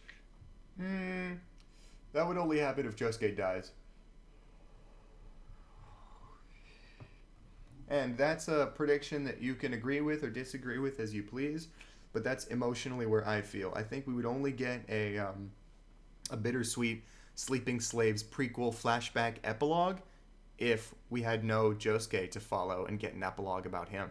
You know, like, that would be the kind of thing you do if your hero dies a tragic death and you want to end on a sweeter note than just his funeral. I mean, they did it in part 5, and they did do it in part 5, but a lot of the main crew died, so it had that air of sadness and having one last moment with the people that we lost. So we've lost a lot of people Josefumi died in and this Kira. part too. So, but I mean, how many flashback characters? All the rock humans, which we're not sad about, except our good friend Ding-a-ling-a-ling-a-ling-a-ling-a-ling-a-ling Yotsuyu Yagiyama. That was my applause. There it is, boys. We got it. Did it come through the microphone? Yes, it did. Thank you. Cool. I mean, did you just? How did you clap just now? Because you have to key in on the mic. No, I don't. I don't have push to talk on right now. Oh, okay. Never mind then. So yeah, I don't know how many flashback characters really like. We should meet Flashback Man at some point. That's what I'm saying. Moving on. I mean, like the two major flashback characters that we care about, Josefumi and Kira, are dead. Yeah, but they were alive in Josuke. Come on. they were dead at the start of the story. Hey, can we make a bet? Do you want to put money on something? What depends on the bet. Tell me the bet first. Are we gonna see Josuke's hair by the end of the part? Yes or no?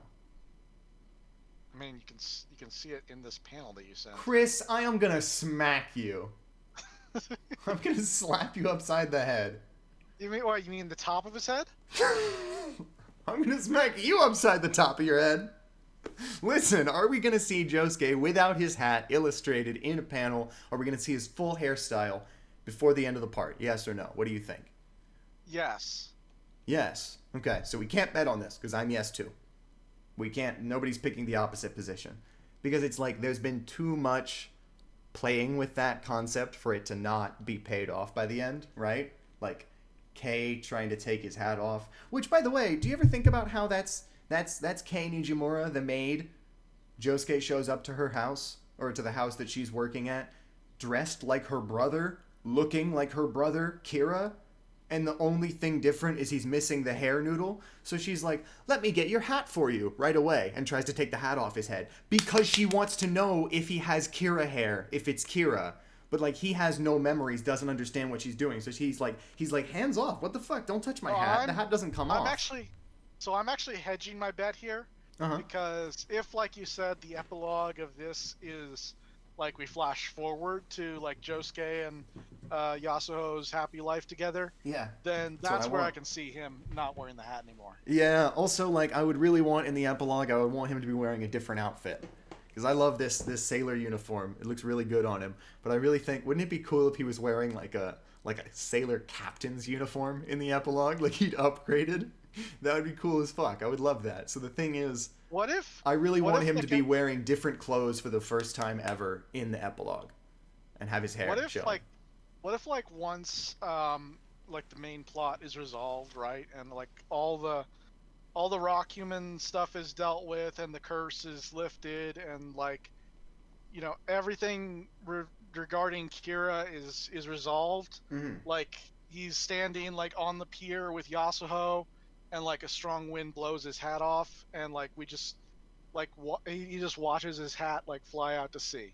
Aww. And that's where we end it. Like at the end of Metal Gear Solid Peace Walker, where the boss's AI controlling the Peace Walker unit walks into the ocean, stopping the nuclear launch. Like the robot kills itself, and Snake goes, "Oh my god!"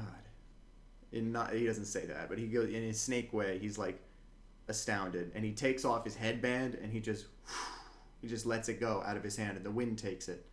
So then in the next game, you can get the headband as like an unlockable customization item for your guy. It's not canon. He doesn't have it in that game's story. anymore. But the bandana, Exactly. the item description says, recovered from the bottom of Lake Nicaragua. This is once worn by a legendary... Like, it's cool. It remembers that he threw it away into the lake. Anyway. Because he wears the sailor uniform and the hat because of Kira. Yeah. So once all the stuff with Kira is resolved, that would be a nice little way to end off. But also, I thought you were going to say that his hat blows away and that he had the Kira hair noodle the whole time. It was just under the hat, and it, like, flops down. And, like, he no longer looks like Josuke or Kira, because Kira didn't have the hat off, but Josuke didn't have the hair noodle. You know, like, so there's some sort of synthesis between the two men. I thought that's what you were going to say for a second. That he's had the hair noodle all along and it's just hidden. What if under the hat he looks like Part 4 Kira? Oh, God. What if under the hat he looks like Part 4 Josuke? Oh, God. Have we talked about what we want Josuke's hair to look like? I don't think we have in detail now. I want it to look like Elvis.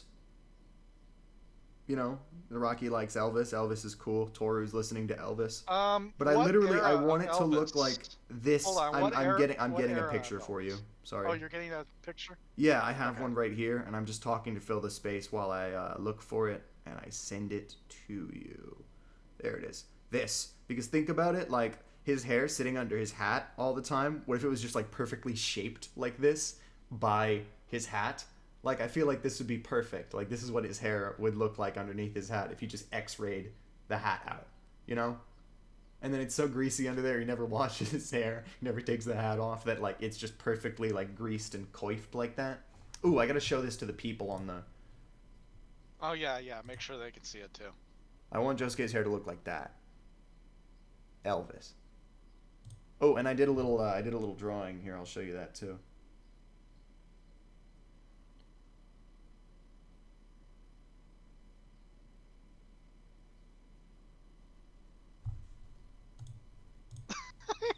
I'll make sure that people can see that one. I went ahead and did that just as a little mock-up because you can see how the sideburns and the back of the hair are now identical to Josuke. Josuke's sideburns are a little shorter. Okay, I'll give you that much. But yeah, this would be good. So then, oh man, it's a little bit difficult to find, but if you'll give me a second here, do you want to, like, talk about some stuff and fill the space? Don't, like, just do, like, bullshit rando talking, like, I need you to fill a few seconds. I mean, like, if you want to take the reins of conversation for a moment while I search something up, because I said this to an artist on Twitter. Yeah, who's really cool. We can cover the next page. Yeah, sure. Which is the most JoJo page I've ever seen in anything JoJo. Which is where Jesus. Fucking, like, the smashed car, the crumbling house, the hold on. I sorry, not the next page, the page after that, but, like, I guess these two pages together. But, like, everything's fucked, right? Like, the smashed car, you can see, like, fucking Toru lying in a bloody pile on the floor. There's, like, a big blood spatter on the back wall as fucking Kato walks in. And, like, Yasuo's, like, trying to hand her the phone or whatever. And, like, the first words out of her mouth, Inka no mezame potatoes. And then she just goes into this fucking, like, recipe book explanation of how to cook them. It's fucking incredible, man. That's, like, one of the most badass, like, opening lines.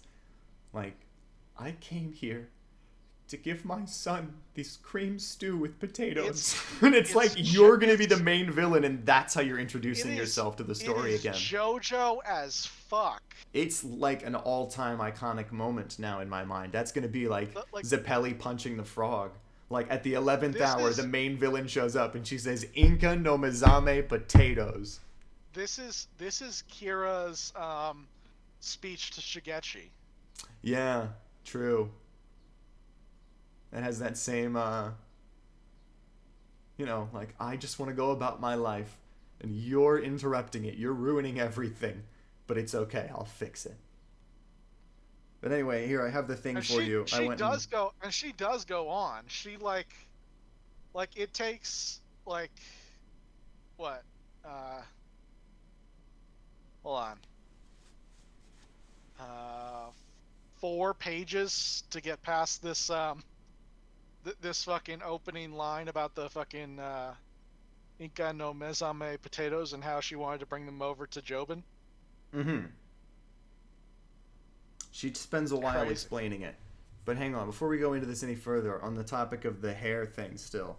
So there's this artist on Twitter who is doing, look through these real quick. I'll show them to the people as well.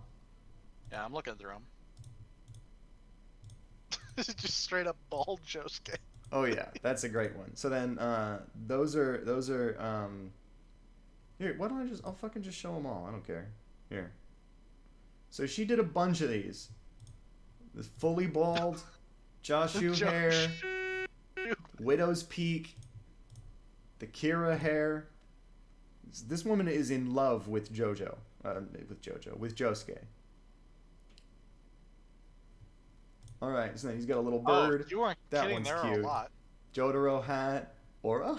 Look at the star platinum in the background. Polnareff hair. Just Polnareff. Yasuo hair. Yasuo. Right, You weren't and kidding, then there's a lot. I really like this artist. She's really cool. And then I said, hey, can you try one with like Elvis looking hair? And I posted a picture. And like the first one looks okay. The second one I really like. And then the third one, look at that. Danganronpa blood lol. But like that third one, the way his hair is like, it's like slight, it was in the Elvis thing, and then a fight broke out and it got a little messy. It started to fall out of the hairstyle. It looks so cool. This is a hairstyle that I can imagine Araki coming up with. Yeah, 100%. So, anyways, those were all the hilarious Josuke hairstyles, and I wanted to share because I tweeted at her, "You got to try Elvis's hair," and she drew a couple things. That last one being the most legendary and the coolest. You're showing these all to the people, right? Yes, So I have been posting them from my phone and then opening them on my computer screen with the image off so people can see. Got it. Okay. Cool. So then let's get back to Inca no Mezame potatoes, shall we? So I'm showing this big this 2-page spread with the broken cars in the garage, and then it's so great, like the tears, Kato, Toru coughing up blood, and then he raises his head, his hair casting a shadow over his eyes. Next page, Inca no Mezame potatoes. Also, Kato was drawn more in this one chapter than she has been in the entire rest of Jojolion combined. Like, I think the metric for how JoJo something looks is how much does it look simultaneously like a serious moment, but also a fucking shitpost meme. Yeah, it's like, it's the perfect balance of something that it's meaningful in the story. It's not complete nonsense, but it's also such a non sequitur, so out of left field, so tonally jarring. Manga, it's so tonally jarring, but it fits perfectly because it matters to the story. Like, it's wild and ridiculous and like, what's going on now? But it takes itself seriously. That's JoJo to me. In another manga, this page with all the dialogue about the Inca no Mezame potatoes, like this would look like photoshopped on over like what the actual dialogue was. Right. And that is JoJo as fuck. That is JoJo as fuck. It's something that like you can't actually believe is real. I can't believe that's the real dialogue there. That looks like a meme somebody made. That looks like... What if the first line, she was like, hey guys, Kato here, I'm gonna teach you how to, This seems like something that somebody just put in for fun, but this is really the manga. It's a fucking cooking show. Yeah. Cooking with Kato. Now, we're gonna put this child right here in front of the exchange-inducing man, and just let the exchange happen. Now, at this point in the show, I'd like to cut to this pre-prepared, already healed child that we made before the show.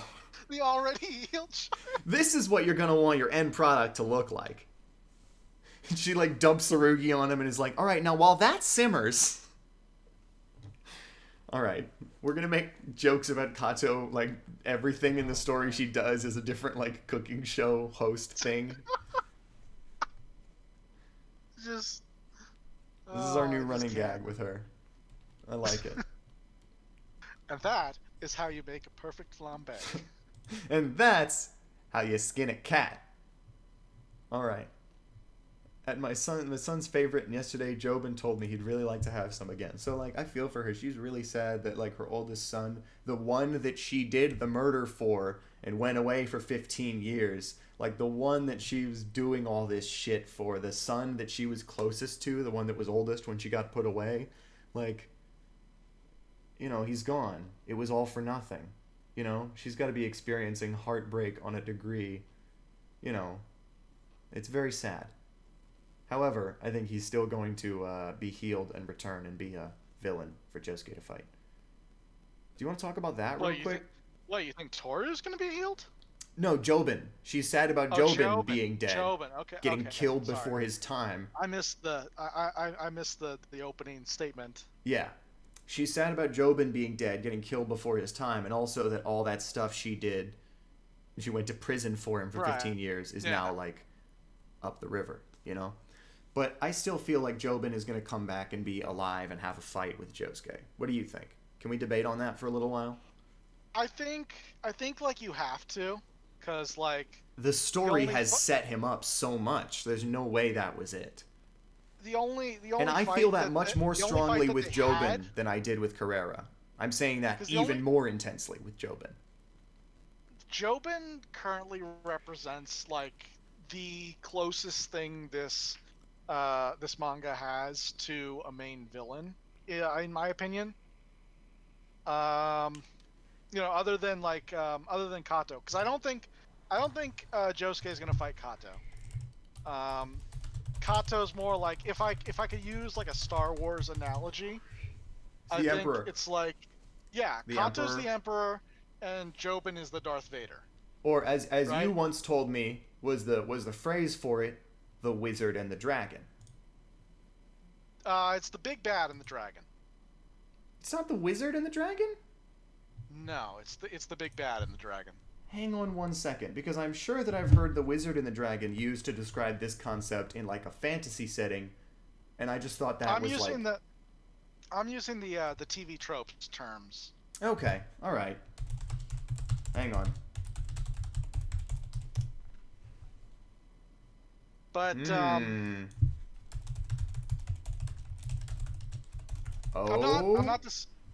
I'm not disputing that it could exist as like a term. Okay, well I didn't find anything for either, so forget that. Forget about it. Forget I said anything. The point is, you once made the point to me long ago, and I thought it was a cool concept. You were the first one to explain it to me, that the dragon is always cooler than the wizard. Like, the dragon is this epic battle that the hero needs to go through, taking on an enemy much larger than him, risking life and limb, pulling out all the stops. And then the wizard is usually some sort of like foregone conclusion, like I brought the magic sword, or the curtain comes off and he's melted by sunlight. You know, the wizard is usually like the final piece in the story, but he's not a fight in the same way that the dragon was. Or if he is a fight, he doesn't quite match up. Imagine in like the original trilogy, like if fucking Darth Vader was killed by somebody else before Luke got to fight him in Episode 6. Yeah, like what is this? No Country for Old Men? Our main villain just gets killed by some random thing that happened just like as a side event, and then we're just left to be like, well, what do we do now? What is this? Fucking No Country for Old Men? Have you seen that movie? Does that joke land for you? The main character dies off screen. I haven't seen Old Country for Old Men, but like, like in the middle of the third act, the main character is killed off screen by a random gang of characters we've never met before and are never going to meet again. Like, the story is just interrupted by a random killing, and we have no main character, and then we're just left to ponder, like, well, then what do we do? And the answer is nothing. We've all seen some subversive garbage from somebody who doesn't know how to make films. Although that movie's actually really good, but on a first watch, you're like, what happened? Why didn't that guy show back up? What happened to the main character? And then you go back and you realize that body was him. You're like, what? He just got killed off screen in a scene we didn't even see? But like, that's true to the novel. That's how the novel was. The main character doesn't get to see his adventure through to the end. He's gunned down randomly in a senseless killing. And it's like, yeah, real life ain't that cut and dry, buddy. You don't get a 3-act structure sometimes. And it's this thing where, like, the sheriff who was chasing the guy has to be like, he has to reckon with, like, I didn't do a good job. I didn't catch the bad guy. Truly, this is no country for old men. But it's like, imagine for a second that, like, the only fight that Luke gets with Darth Vader is the one that he loses. Yeah. And that's terrible. Like to have no resolution to, like, their conflict because somebody else dealt with Vader. Chris, I've got a really great point to make, but it'll only work if you've seen Breaking Bad. I have seen Breaking Bad, yes. Yes. Excellent. Now, stop me if you've heard this one before. Do you remember in the early seasons of Breaking Bad where Hank and Walt Jr. are sitting out by the pool and Walt's pouring all of them tequila? Remember this scene? Yes, I seem to remember. Walt was pouring the tequila for Walt Jr. and, like, he keeps telling him to drink, and Hank's like, "Whoa, hold on there. Maybe that's enough." Right. And there's this, he says, like, "Hey, chill, it's enough." And then he's like, "We're celebrating." And he gets him to drink a second time and a third time. He fills it, like, the third or fourth time, and Hank just goes, "Hey, no. And he puts his hand over the cup. And then Walter is just, like, staring him down, pissed off, and he starts pouring it over his hand. And Hank's like, jeez, gets his hand out of the way, wipes it off. After he's done pouring, picks up the bottle, walks away from the table. And he's like, "Okay, I think we've had enough of this over here. Hey, what's going on?" He goes back to the rest of the party and is trying to just, like, make nice. He got out of the bad energy, and he's going back to, his regular. He's just trying to, make peace. He's not interested in the conflict. Walter's being a miserable drunk over there. And then Walter stands up and he yells at him in front of the party. He says, "Bring the bottle back." And then Hank's like, he looks around at everyone now looking at him, and he's like, "Hey, hang on, guys." And he walks over to Walter and he's like, "Hey, buddy, don't you think you've had enough?" And he's like, "My son, my house, my bottle." And he's, like, yelling at him. And there's this whole thing where then he, like, grabs it from him, and Hank is like, he's trying to maintain control of the situation, but Walter is, like, on the war path. And he's this dude who has cancer, and it's his house, and he's yelling at him in front of everybody at the party. So there's this minor social battle that's going on. And at this point in the story, Hank does not know that Walter is Heisenberg and cooks meth and is his main villain. Walter is Hank's main villain for the story. This is their Beetle tendency. This is their Beetle tendency, Chris. You're smart. You've got your brain turned on. You know exactly what I'm saying. So there's this social battle that occurs between Hank and Walt where neither of them know truly who the other one is yet. Like, Walt doesn't know the level at which Hank is on to him and is investigating Heisenberg.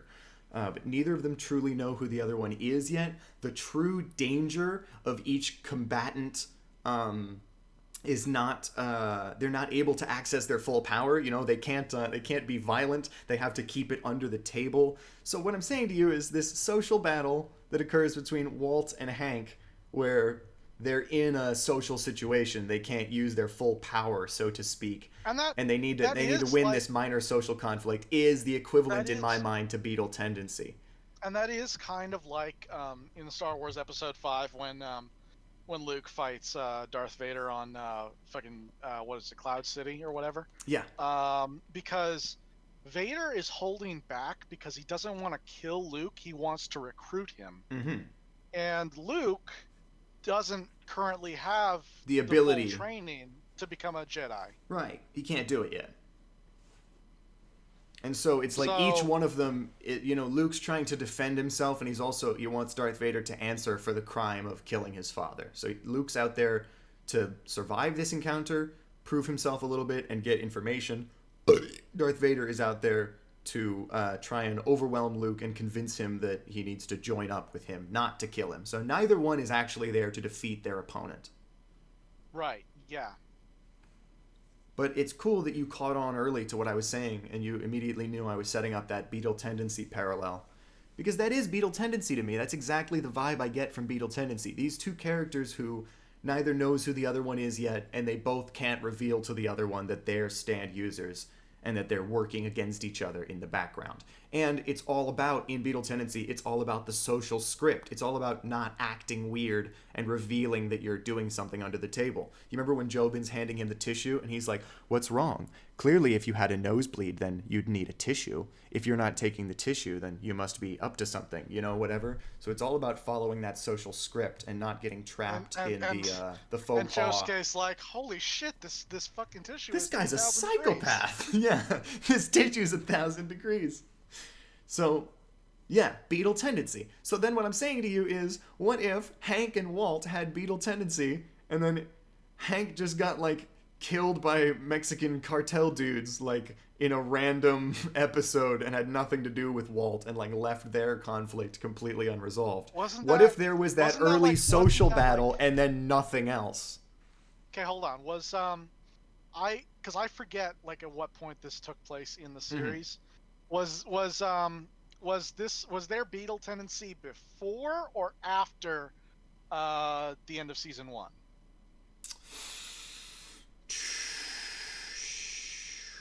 Why do you ask? Because that was the main villain of season 1 gets taken care of by Hank, but like if that went a different way, then that would be exactly what you're saying.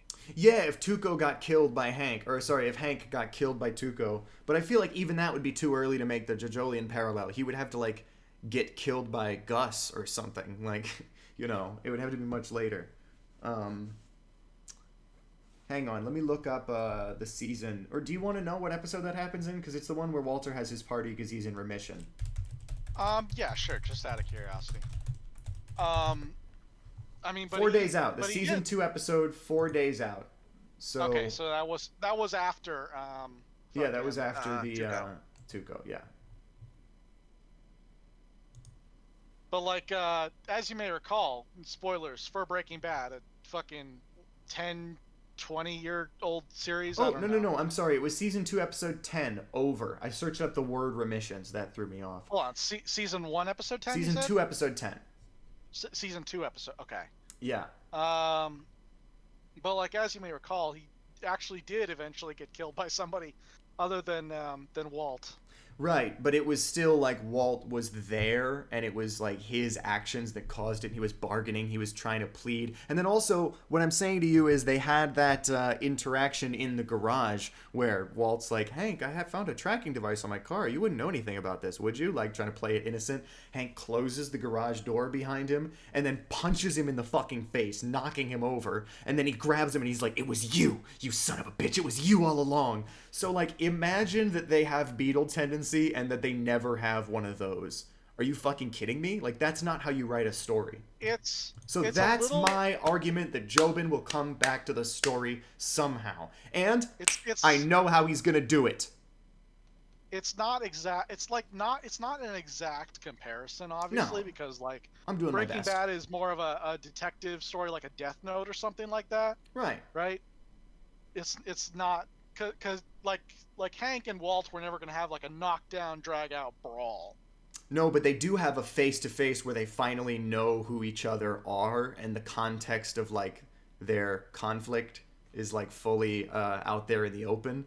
And it's like a threatening standoff, in the garage where he tells him to tread lightly. So they do at least have a moment that pays off back then when they had a tense, threatening standoff, and they weren't fully aware.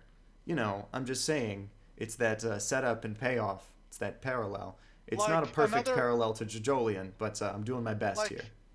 Like if in Death Note, have you seen Death Note actually? Nope, sorry. Okay. I know the main character dies, and then the show sucks after that. I'll talk around it as much as I can. Is it the thing I just said? Well, yeah, obviously, like he dies, okay? Yeah, but, and then it's like you get a different main character after that or something. The main character is actually Light Yagami. L is technically the antagonist, but he's the heroic antagonist. But like early on, the the whole reason L figures out like where Well, that's Kira exactly is like Breaking Bad, in that Hank is the is heroic antagonist. is yes, exactly. That's why I'm making this comparison. The whole reason why L figures out where Kira is, he's in this one specific part of Japan, is because like lures Light into killing um a body double uh while he's on TV condemning Kira's actions, and that broadcast was only sent to one specific part of the country. Uh-huh. And so he narrows it down from there. But like that is kind of their Beetle tendency in a way, right? It's like a minor battle, like before they even know who each other are, really. I can see that. I feel you. But like imagine if after that, like before we get the scene where like where Kira actually one-ups L and manages to kill him. Instead, L just gets killed by some nobody. Mm-hmm. No, dude, imagine if Joubin died to Ojiro Sasame. Yes. That'd be it. Yes. That'd be it right there. So, Joubin getting killed by Toru is either Hank getting killed by Uncle Jack, or it's a fake out. And I really don't want it to be that first one. I think that he has too much to give. I don't think this is their Uncle Jack moment. They haven't fully explored his character. Yeah. So, I think we're in agreement then. Joubin has to come back in the story. You said you know how they're gonna do it? Oh, I do. I have something really great for you. So, all right. You see how Joubin is over there, laying on the ground. He's lost a lot of blood. But, and no one's tried to heal him yet. You know how you stop bleeding? How you stop bleeding? You know how you stop bleeding? With, like, a bandage, or putting pressure on the wound, or, like Neosporin or something? The fucking cards. You know how else? You cauterize the wound. His stand, Speed King, is able to manipulate heat so precisely at such small places. I'm willing to bet that he's been over there laying on the ground in life support mode, desperately, because we've seen stands can sometimes act somewhat unconsciously to their users. Like, if their user's disabled, the stand can sometimes, like, do a little something to help. So I'm thinking that Joubin's over there, like, on the verge of consciousness, desperately trying to cauterize closed every wound that he's got, and he doesn't have the strength to pull out the pipe in him, so he's just closing around it, and he's just gonna have the piece sticking out of his chest. He's trying to stop the blood flow over there by cauterizing the wounds using Speed King. That's my second moonshot, wild, outlandish theory. It's Superman in his regeneration coma after fucking Doomsday beat him to death. Oh, I thought you were gonna say it's Superman heat visioning his wounds closed. Which, has that ever happened? Well, has Superman ever had a wound? I don't know. Has he ever had like a big bloody gash he needed to heat vision closed? He probably has. He probably has. Anything you ask about like a comic book character at that's that old, right? And like if Superman's you searched from like the fucking 1920s or something. If you had all the time, you could search every comic, and I guarantee you'd come up with, regardless of what I asked about. Sorry, excuse me, burping. Regardless of what I asked about, if you searched every comic, I'm guaranteeing you'd find like at least a couple examples of something close. You could just throw out like any random thing. Like, exactly. Has Superman ever been addicted to a narcotic drug? Has Superman ever been addicted to opioids? Has Superman ever adopted a baby cat? Has Superman ever gone to the bank and tried to take out a loan? Has Superman ever forgotten how to tie his shoes? Has Superman ever stopped a plane from crashing into the Twin Towers on September 11th, 2001 in New York City? Has Superman Action Comics number whatever the fuck? Action Comics number 9/11. Oh, God. You could have said that. You could have, but you shouldn't have. Hey, let me ask you something. Terrible. Why haven't we been referring to the head doctor as Plinkett this entire time? I don't know. I don't know either. You know, the place on a long journey most likely to meet with an accident is just before returning home. What? What? My Just rock wanna watch animal, my- did did da has been defeated? I'm not doing it I just want now. to watch my night court tape. Fuck movies. Alright. Anyways, so... I was trying to go for like a more Rich Yeah, Evans the Rich Evans feel, Plinkett. because Oh, my precious yeah. night court tape. I can't do that one as well. Anyway, so that's my second wild outlandish moonshot theory, is that Joubin is over there desperately trying to not die by cauterizing his wounds closed with Speed King. And I'll say this. I think you're. This is an idea. Sorry, give me 10 seconds. I'll say this. Yeah, go ahead. This is an idea that I had while I was listening to Joubin, the other podcast that I was talking about. And it's not because they brought it up and I took it from them. And it's not that they said anything particularly interesting that sparked me to think of this. It's just that they were talking about how Joubin has died. And, you know, he's definitely laying over there dead. And how they're all very sad about it. And they want Joubin to come back. And I started thinking, like, well, how could he possibly have not died? So I don't credit them with the idea, like they said something that inspired it. They didn't. They were just talking about Joubin and how he's dead.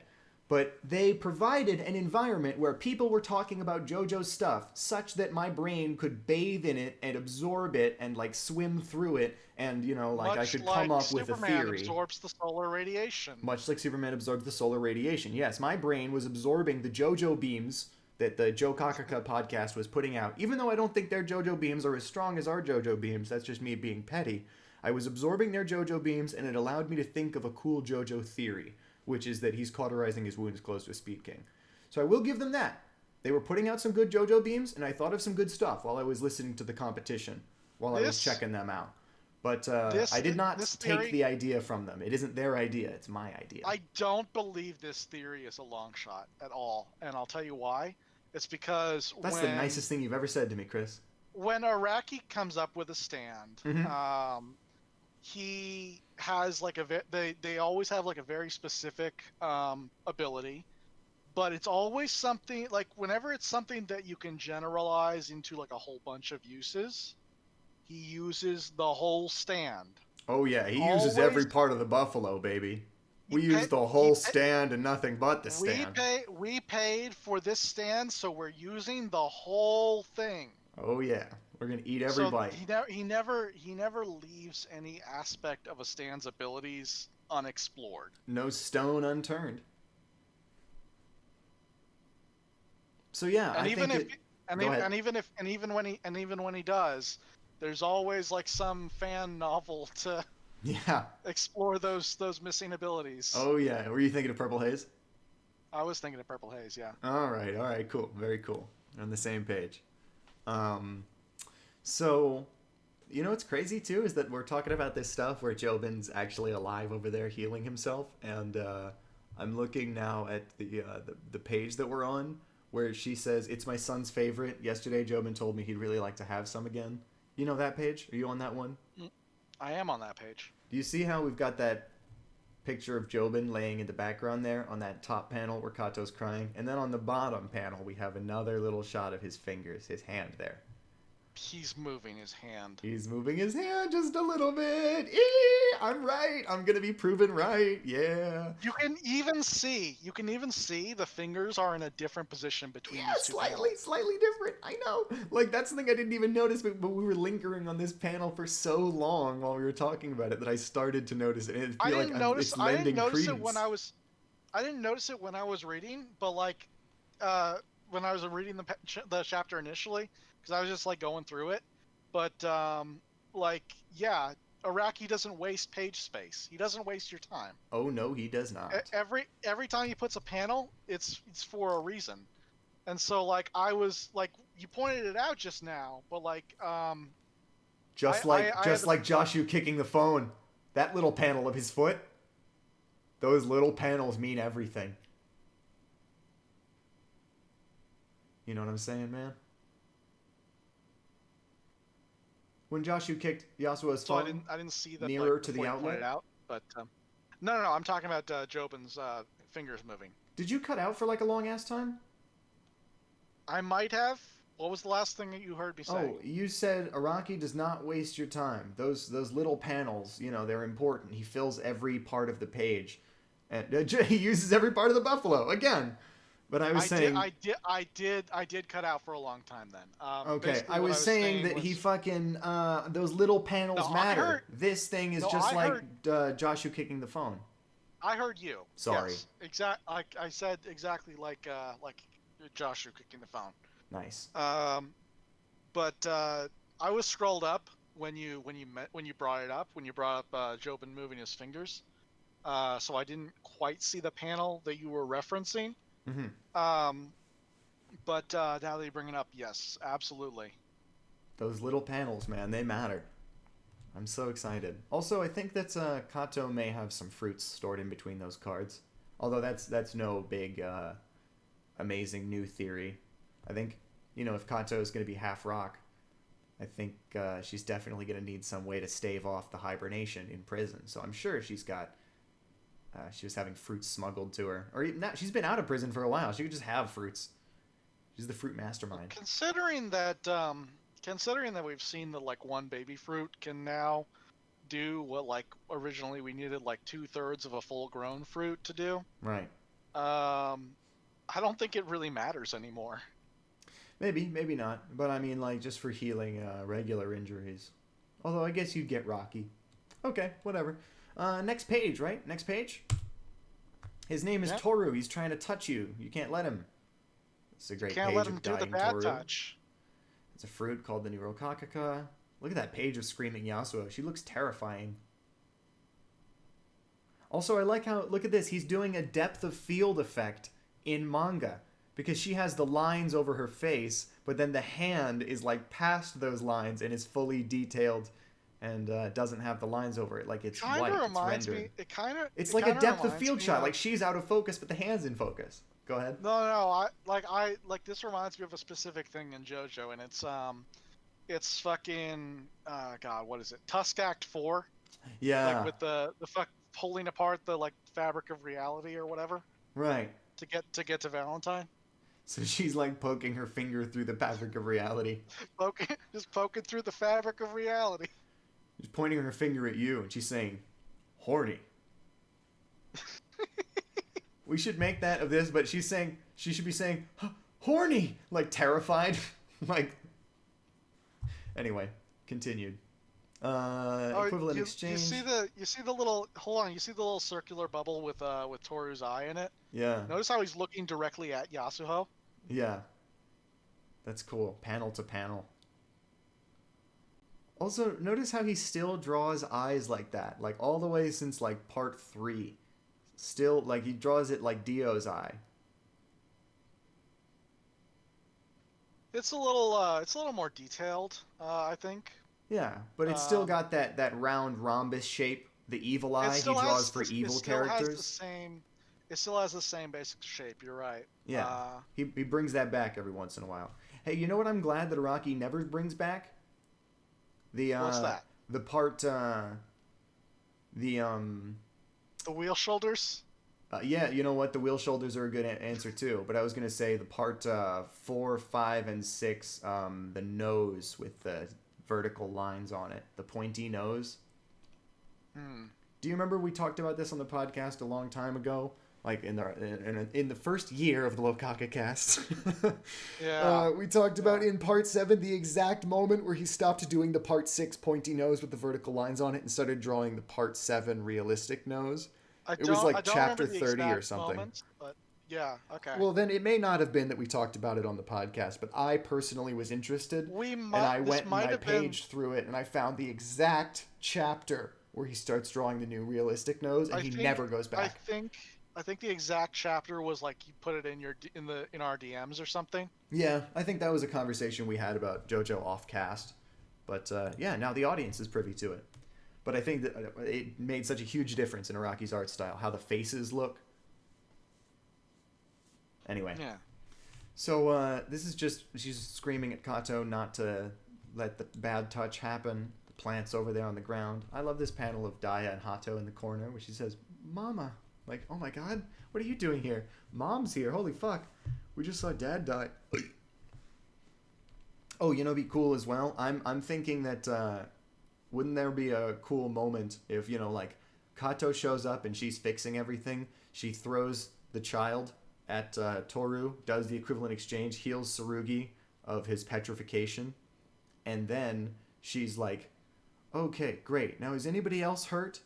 I have some fruits here that could heal our injuries, you know, if anybody else. And they're just like, and we can fix this, guys. We can be a family, you know, like she's trying to heal and meanwhile, mend. Toru is just this rocky flesh lump that's just gradually shrinking to nothing. Oh yeah, you know, cost of doing business. Cost of doing business. I got a fresh new shiny grandson out of it. Don't you understand? That was a great exchange. That's morbid as hell, but like he deserves it at this point. Yeah. Although, you know, it's funny, Toru's not injured like a rock human. He's not cracking up into stones. He's like bleeding like a person. You're right, he isn't. Can we talk about that more in a minute? I've got a lot to say about that. Okay. But I've got to finish this thing I'm saying about Kato. I would really love it if it went like this. She heals Tsurugi, petrifies Toru, lets him die, goes over to Daya and Hato, and Yasuo, why not? And is like, is anyone hurt? And she's like trying to heal and mend and be like, it's okay, we can heal the family, you know, we can do this. And then they're like, okay, we're fine. And then she's like, all right, now give me 1 second, I'm gonna go heal Joubin. And then Daya and Hato and also kind of Yasuo are like, what? She's like, what? I'm gonna heal Joubin, my son. And they're like, well, he just killed our dad and then also threatened to murder us if we interfered. So I want there to be this sort of conflict of like, okay, now I'm going to go heal Joubin. Give me just a second, kids. And they're like, you're gonna bring back the guy who we thought was like the worst person in the world until this guy showed up? I want there to be a little bit of apprehension at the thought of reviving Joubin, the man that they just saw murder their father and then just like fully break bad and become evil. Like that moment where Joubin kills his father and then he turns around and Speed King is there and he says, you'd better be prepared. Like, don't get in my way or the same thing will happen to you. That's exactly like Walter coming back after Hank dies in the desert and trying to get his family out of there. And Skylar pulls the knife on him, you know, because at that point he's like such a threatening presence that they don't want in their house. That they consider him like an out and out villain. I know some of you might be apprehensive about this, but we need to revive Thanos. We've got to revive Zordon. Ba-da-da-da-da-da. Revive Zordon. Ba-da-da. So back in the day, Christian Westland Chandler, better known as Chris Chan, in his comic Sonichu, the Electric Hedgehog Pokemon, has a part where the Electric Hedgehogs, Sonichus, of all various varieties and elements and Pokemon typings, they get together and they realize that they need to bring back Zordon from Power Rangers from the dead, who apparently exists in this Pokemon Sonic the Hedgehog crossover world. So they perform a song called Revive Zordon to the tune of Cat Scratch Fever, like outside the corporate headquarters of this place. And they'd revive Zordon. Down, down, down, down, down. I thought you were doing the Law and Order theme. The dun dun dun dun dun down. No, Cat Scratch Fever. Anyway, so they do revive Zordon, and it's like this thing that's in my head forever because I read it and I can't ever get it out. I just every stupid autistic thing I come across, it just locks into my brain forever because I think it's funny, and I just reference it around normal people, and it doesn't. Hearing that out of context, and I don't know the history of this continuity. But like hearing that out of context just makes me think, wait a minute, they're establishing the character exists and reviving him in the same stroke. Yes. It's fucking was amazing. It actually that stupid? Yeah, it's Chris Chan. You don't know about Chris Chan still? No, I know, but like... No, like there's a comic that he made where he has a giant penis. and he like finally gets a girlfriend, and he's like naked, and he illustrates himself as having an enormous penis, like for the cartoon person that he drew himself on the paper, and it's like weird and misshapen. And the running thing about it that everybody who's like in the Chris Chan tracking community says about it is that like, based on the size and based on the size of the paper and the size of the cartoon character, he must have traced that. He must have put his own penis on the paper and just drawn around it in crayon in order to draw a proper schlong for his character. But the thing is, it's like a cartoon. It's like fucking. It's like a human-sized dick on a cartoon character, and it's like weird and misshapen and like bent, and it's like, oh my god. So that issue is known as the Giant Penis comic. Okay. So that's Chris Chan. So don't ever underestimate that it ever won't be that stupid. All right. Anyway, back to business. It's dumber than I ever could have hoped for. It's dumber than you could possibly comprehend. Anyway, so listen, I want there to be some kind of thing where it's like, oh no, Joubin, you know me. I want that team fight. I want that line in the sand team fight between family members. And we were getting that a minute ago with Mitsuba when Joubin was like, close the toilet. Stop having it be open. And she was like really conflicted because Yasuo just saved her life like a week ago and her unborn child. But like Joubin's her husband and he knows best and he's trying to ensure the prosperity of the family. And Yasuo is not related to them. And Tsurugi's dying in her arms. So she goes, all right, put them, and closes the toilet. I was like, oh shit, that's awesome. That's like a character that I was thinking could be on either side of the conflict, depending on what the stakes are. Because she has a connection to Yasuo, like our team, and she also has a connection to Joubin, the villain team. So that was a character who could go either way and was recently allied with Yasuo, making a decision, drawing the line in the sand and stepping across it and being like, no, I'm going to be over here. I've cast my lot. So like that stuff was all really engaging to me. I was really excited about that. And I want that line in the sand stuff to continue so that we end up with two teams of stand users who are ideologically opposed. You have like Team Josuke and then Team Villain, and then they have a team fight. But I want that line in the sand stuff to continue with Daya and Hato right here, possibly refusing to ally with their mother based on revival of Joubin. You want Civil War with stands? Oh yes, I do. I can't believe I haven't been calling it that the whole time up till now. That is exactly what I want. They're not stopping, then we're not stopping either. Oh, God. Are there even enough stand users left alive in this series for there to be like that many? Yeah, right. So Team Josuke is going to be as follows. You ready? Josuke, Yasuo, Carrera Sakunami until she gets killed unceremoniously. Possibly Daya, because Daya and Josuke are Hato. Possibly Hato, because Hato and Josuke are allied because of the Damo Tamaki fight. Josuke was trying his absolute best to save her and to give her that shot at completing the fight on her own. And then she like didn't believe him that her boyfriend was the enemy and then paid for it. And then still at the 11th hour, once the 11th hour was already over, Josuke saved her and granted her that opportunity. So they have a bond. They are comrades. They've fought side by side once before. And she doubted him. And she doubted him and paid for it, but then still the situation was saved. So she knows, like, this is a reliable guy. You know, I think if worst comes to worst and we have to fight our own family members, we can at least count on this dude. Whatever I'm saying. You get it. She was there in the Damo Tamaki fight. Whatever. So Hato could go either way, possibly on Team Josuke. Team Josuke is going to be Josuke, Carrera Sakunami, Yasuo Hirose, possibly Hato, definitely Joshu.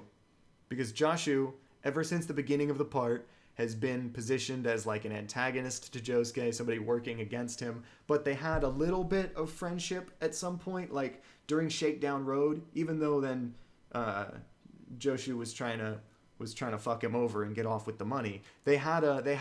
This is exactly what I'm saying with the Beetle tendency thing. They had a stand battle where they were side-by-side comrades, but not really comrades, kind of working against each other, not really working in sync, and not truly treating each other as like comrades in arms, somebody to fight alongside.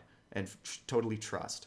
So I think it'd be great to pay that off by having Joshu stand alongside Josuke once again, but now as like a determined, focused guy who's not a weird fuck up. You know, I've been waiting for that moment. I've been waiting for Joshu to get his moment and for us to have another co-op soft and wet Nut King call battle, but for, you know, it to go well. So I'm thinking that Joshu is going to be on Team Josuke. So we have 5 members for Team Josuke, and then I guess they just fight everybody else who remains. You act like Joshu would be on Team Josuke because of Josuke instead of by nature of him simping for Yasuo. Yeah, but I think it might be unrealistic to ask for this, but I think there actually might be a tiny little bit of character growth for Joshu at some point. I think, you know, things get bad enough. Of course, he's going to join the side of Yasuo and try and save his girl, but I think he can also, like, put his differences aside with Josuke, you know, and be mature for the first time ever in his life. Imagine what an amazing character moment that would be if Joshu, for the first time ever, chose to be mature and just, like, put aside his differences with somebody.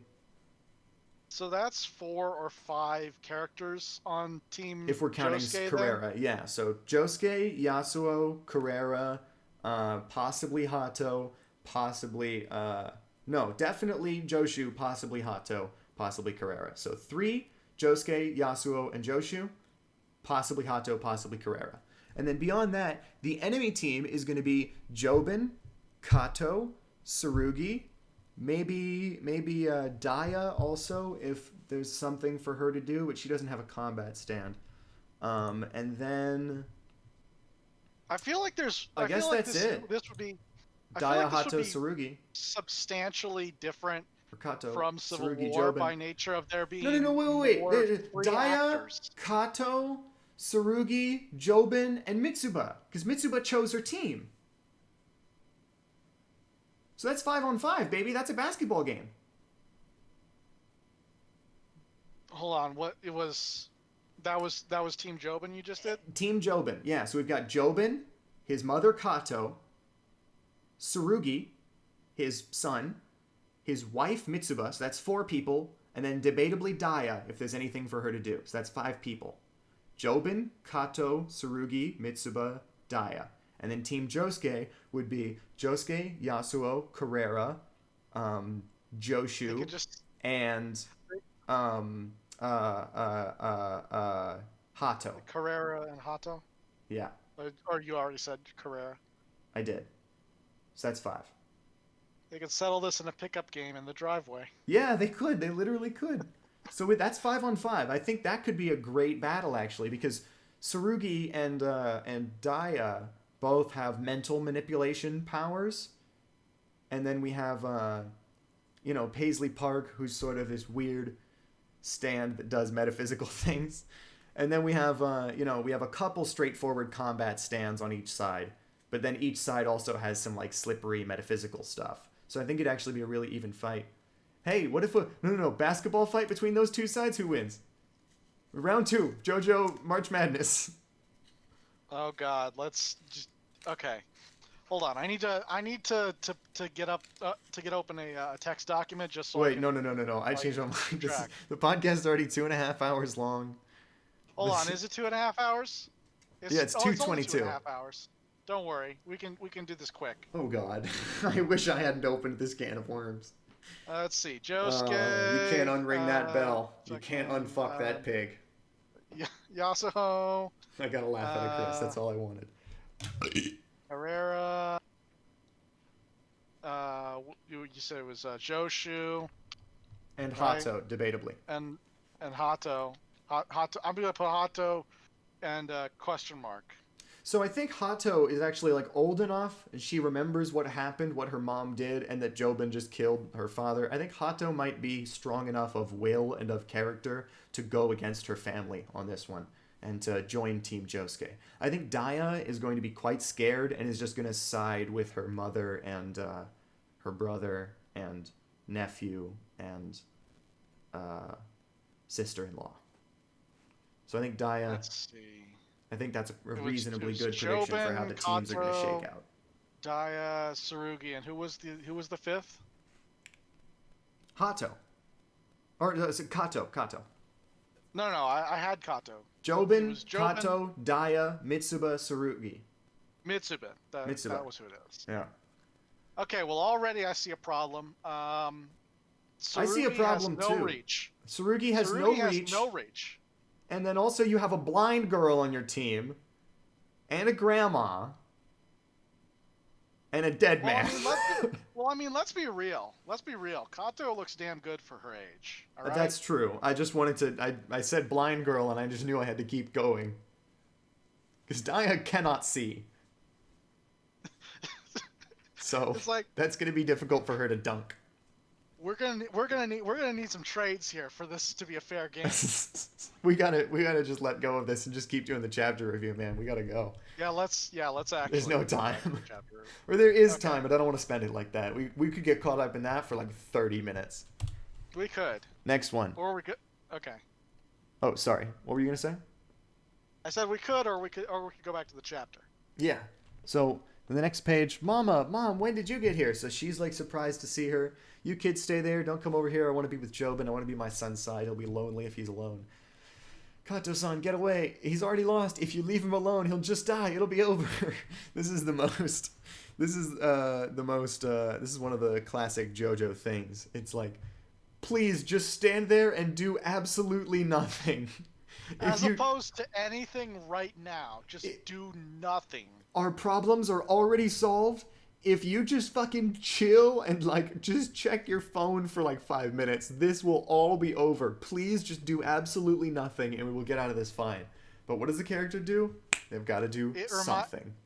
It reminds me of fucking Avengers Infinity War, and I'm sorry to keep bringing up comic book movies, but that's fine. I've seen them, too. It's a good reference point. It's the fight that they had with Thanos on Titan. Mm-hmm. Where it was like Tony Stark and all the Guardians, right? Right.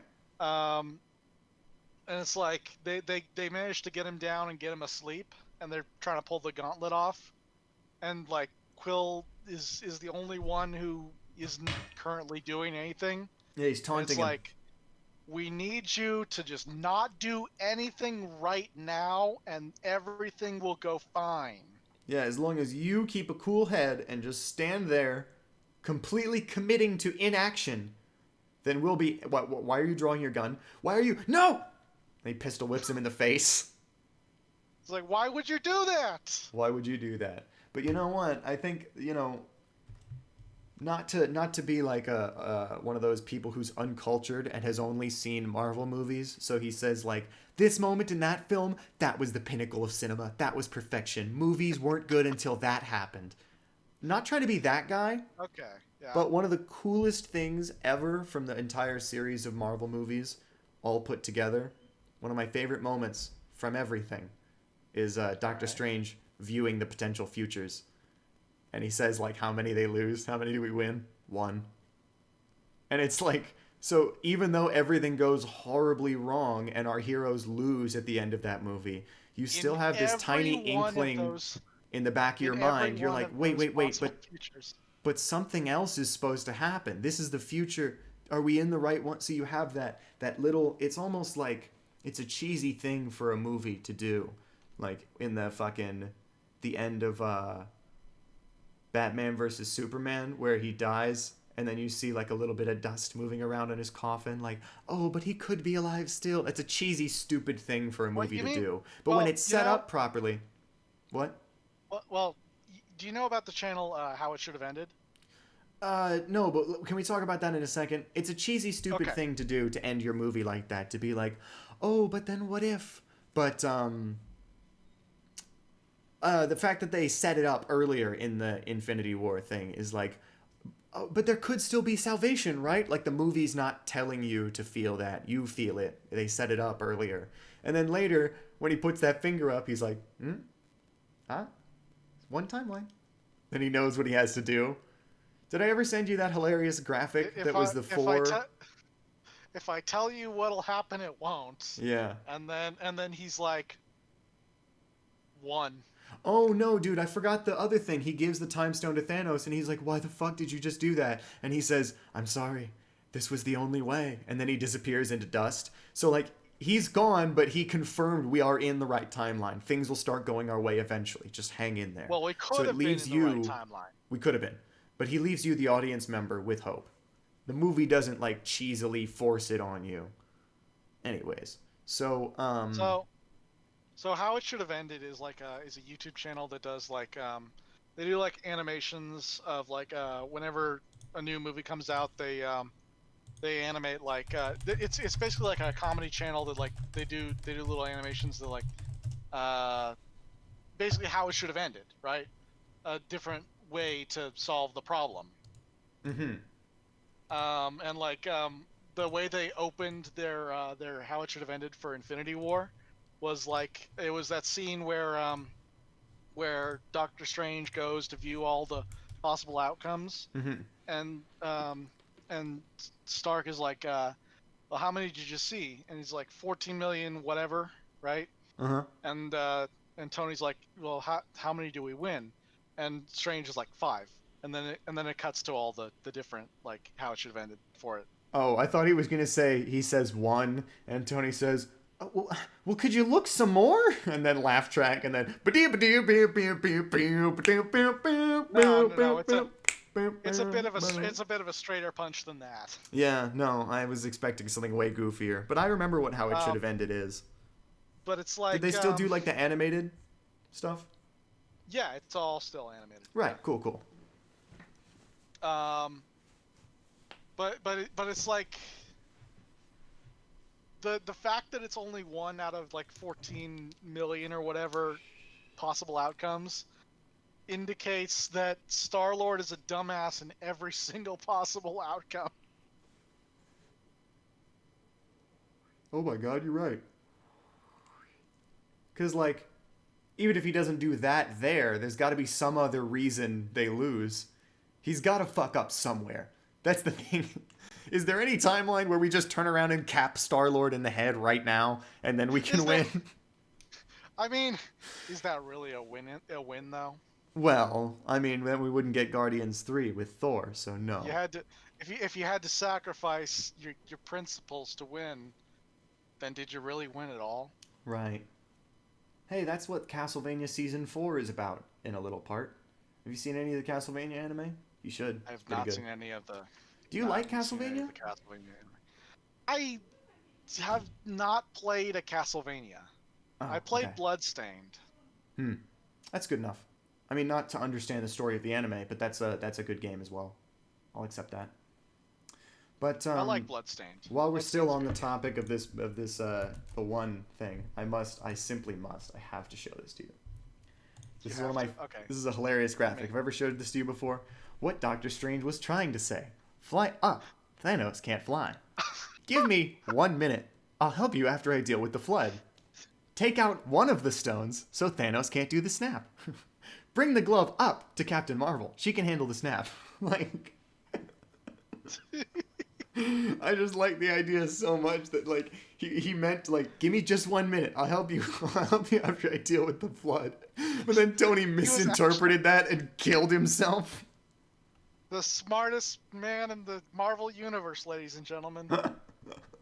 Give me 1 minute. I'll help you after I deal with the flood. Like he was just trying to say hang on, but instead he went and did that. That's the funniest thing to me. I love that. That's hilarious. Fly up. My favorite is fly up. Thanos can't fly. Oh man. I like give me 1 minute the most because it is the idea that he just put his finger up to say hang on and then like turned his attention away so he didn't even see what happened. He walks over later and Tony's dead and there's no Thanos. He's like, what happened? All right, that's enough of that. Let's put the image back up. Let's get back to JoJo. Yeah, right, so Toru uses the last of his strength to pick up this serrated woodcutter's knife from the knocked over toolbox in the garbage, and he points it at Kato because he knows that he doesn't need to attack. He just needs to make her pursue him to activate his stand. I like the little Slav squat that he's doing here. Oh yeah. That's the most he can manage. He can no longer stand. Also, do you like in the previous panel how his arm's like literally hanging on by a thread?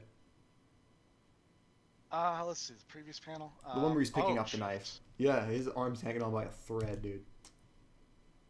So then he gives this speech about the rock with the dreams and the memories.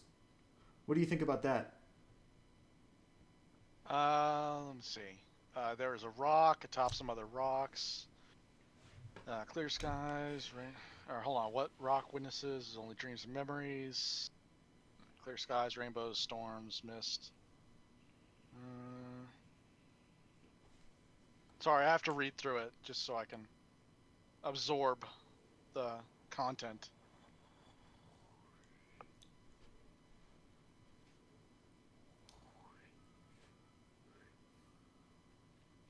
I think he's talking about like. But what does this villain speech mean? I have a theory. I think he's talking about like in general, like you know, you might be currently winning the battle, but will you win the war? I will live something? on beyond you. Yeah. To me, this is about how the rock humans, much like the rock on top of the cliff, they live outside of society, and they live a lot longer than us.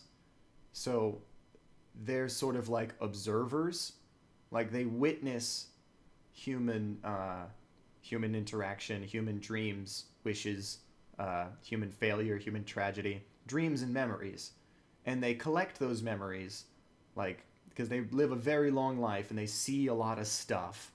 But defeat or victory mean nothing to them because they're a rock person. They don't play by the same rules as us. It takes a lot more to kill them. They have a different biology, different nutrition. So they consider themselves like the rock on top of the cliff. Like, I'm outside of and above your system. It's kind of looking down on it. And I will live on after you. So who will really win the war? That's what I got out of it. It's kind of Lovecraftian in a way. Yeah. Like taking like alone that statement, defeat or victory mean nothing to that rock on top of those cliffs. It's like we're outside of your system of like of understanding. How you, yeah. Like Cthulhu. Like defeat or victory means nothing to Cthulhu. He's hungry. Or is Cthulhu like Galactus? Does he eat worlds? I don't know how Cthulhu works. I just assumed. I was watching an interview with Stan Lee from before he died, and he was talking about Galactus. And he and Jack Kirby created Galactus and the Fantastic Four and the Silver Surfer and stuff, right? So, yeah. Can I just say the thing before you jump on in there? Really short. Stan Lee was giving the interview, and he was talking about, so Galactus, we wanted to create a character who, he wasn't evil, not by a human definition. He was something greater, something beyond understanding. He did what he did simply because he was hungry. He was this enormous guy, this living god, and he would go around eating planets because it's the only thing big enough to satiate his hunger. So he didn't do what he did because he was evil. It was just as a matter of course. That was how he lived his life. So we really wanted to make a villain who wasn't a bad guy. He was like a force of nature. You know, the way he was explaining Galactus. And I was like, oh, that is pretty interesting. That's a good idea. That's pretty cool. I'd never thought about it like that. Did I do a good Stan Lee impression? You did a decent Stan Lee impression. Thank you. I can't do his like tone. I was trying to do a little bit of his mannerisms in places that I could. Yeah. So the deal with Cthulhu, from my understanding, I could be a little mistaken on some of the details. I'm sure somebody will come along in the comments and correct me. But the deal with Cthulhu is he's what's called a Great Old One. And they're like the lowest class of Lovecraftian gods, basically. Mm-hmm. They're below the outer ones, and those are the real like the world eaters, the cosmic horrors. One of them's called Azathoth, and the entirety of reality is just a dream he's having. Oh, cool. That's like the Windfish from Zelda. There's this one game where Link washes up on an island, and the whole quest is about waking up the Windfish, who sleeps in a giant egg atop the island. And when he wakes it up, the island disappears, because the whole thing was the Windfish's dream, and he's actually just floating on driftwood out at sea. Pretty cool. But my point is Cthulhu's a loser. Like he's not even like one of the major players. He's just like this old, this impossibly old thing that exists Impossibly on large, Earth. impossibly old, beyond your comprehension, doesn't have the same value system as you, doesn't care about you. And also, like, the context that he's not even a big deal among his people makes him, like, even more terrifying. Yeah, that's basically the gist of it. Right. Also, there was like one story where Which like I didn't know. I didn't know he wasn't even a big deal. That's cool. where he like the front of a ship crashed into his head and that like put him back to sleep or something. I don't know. Mm-hmm. I don't know. Interesting. Hey, can I do a little bit more comparing us to the other podcast? So I listened to them review this chapter, this one right here. You know how long it took them? How long did it take him? 55 minutes. That's not us. Is it? It's like, guys, are you even like discussing the podcast? Or are you even discussing the chapter? Like, that's not long enough to get in depth. The point of this is that we lower ourselves into a steaming vat of JoJo, like a hot bath, and then we just immerse ourselves in it for a couple hours. We let our brains absorb the rays, think all of the JoJo thoughts, one after the other, and talk about them. And then we're done. It would be interesting, though. It's not just like, hey, a chapter came out, what'd you think about it? We're also talking about all things JoJo and, like, comparing it to other stuff. Whatever comes to mind, we're fully immersed. It would be interesting, though, to see, like, just how much of each episode we spend actually discussing the latest chapter and, like, JoJo-related stuff related to the chapter, as opposed to, like, you know, randomly going off on tangents about Marvel movies and fucking... But we are always Cthulhu. comparing it to JoJo. It is like we're explaining other stuff that we know about so that we can make these comparisons more readily and not have to, like, so the other guy will understand. Like, for example, we started talking about the Marvel movies because you said I wanted a Civil War of JoJo. Yeah, sure. So we're never, or sometimes we talk about stuff for no reason, like Red Letter Media, but that's just two dudes having a good time. You can't ask us to stop doing that. Like, no, anyway. nor would I want to. I enjoy talking about things with you. Absolutely, man. You are one of my good friends, and I truly enjoy our conversational dynamic. I could talk to you about stuff all day, but neither of us have that kind of time. That's why we got to schedule these things and do them early in the day. But I would say that on our podcast, we probably... Let me know if this ratio sounds right to you. I would say we probably discuss, like, 70-30. Like, 70% JoJo, 30% rando. Because, like, I would say I can go on a tangent for, like, 10 minutes about something that's not JoJo, but that comes after, like, 30 minutes of us talking about Kato, and Joubin might be able to heal himself, and the fruit, and Toru. I might skew it even more. I might say, like... 60-40? 60-40 or even like 55-45. Right? Well, I can agree with some of your methodology of doing the measurement there, because like if we restricted ourselves hard, we can't talk about stuff that's not JoJo. The podcast would be a lot shorter, probably by half. But it's not because all of those things are non sequiturs. It's because like we would also be cutting out stuff that's like, you know, segue to talk about a Marvel movie and then segue back to make a comparison. We would be like, no, stay on top. You know, we'd explain that in 2 seconds and then move past it instead of allowing ourselves to go on the digression. So the podcast would be much, much shorter if we restricted ourselves to staying on topic all the time. And this whole conversation itself, if you want to go meta with it, is also a diversion from like the main like topic of the podcast. But I think like being meta about the podcast. Being meta is our thing. Like we do that every episode. We opened this one with talking about how we're doing a podcast and there's other people who do a podcast like ours and they fucking do it different. And we were talking about the nitty gritty of doing the podcast and like having one and having viewership and what people want. And like, I'm thinking this is how you do a podcast.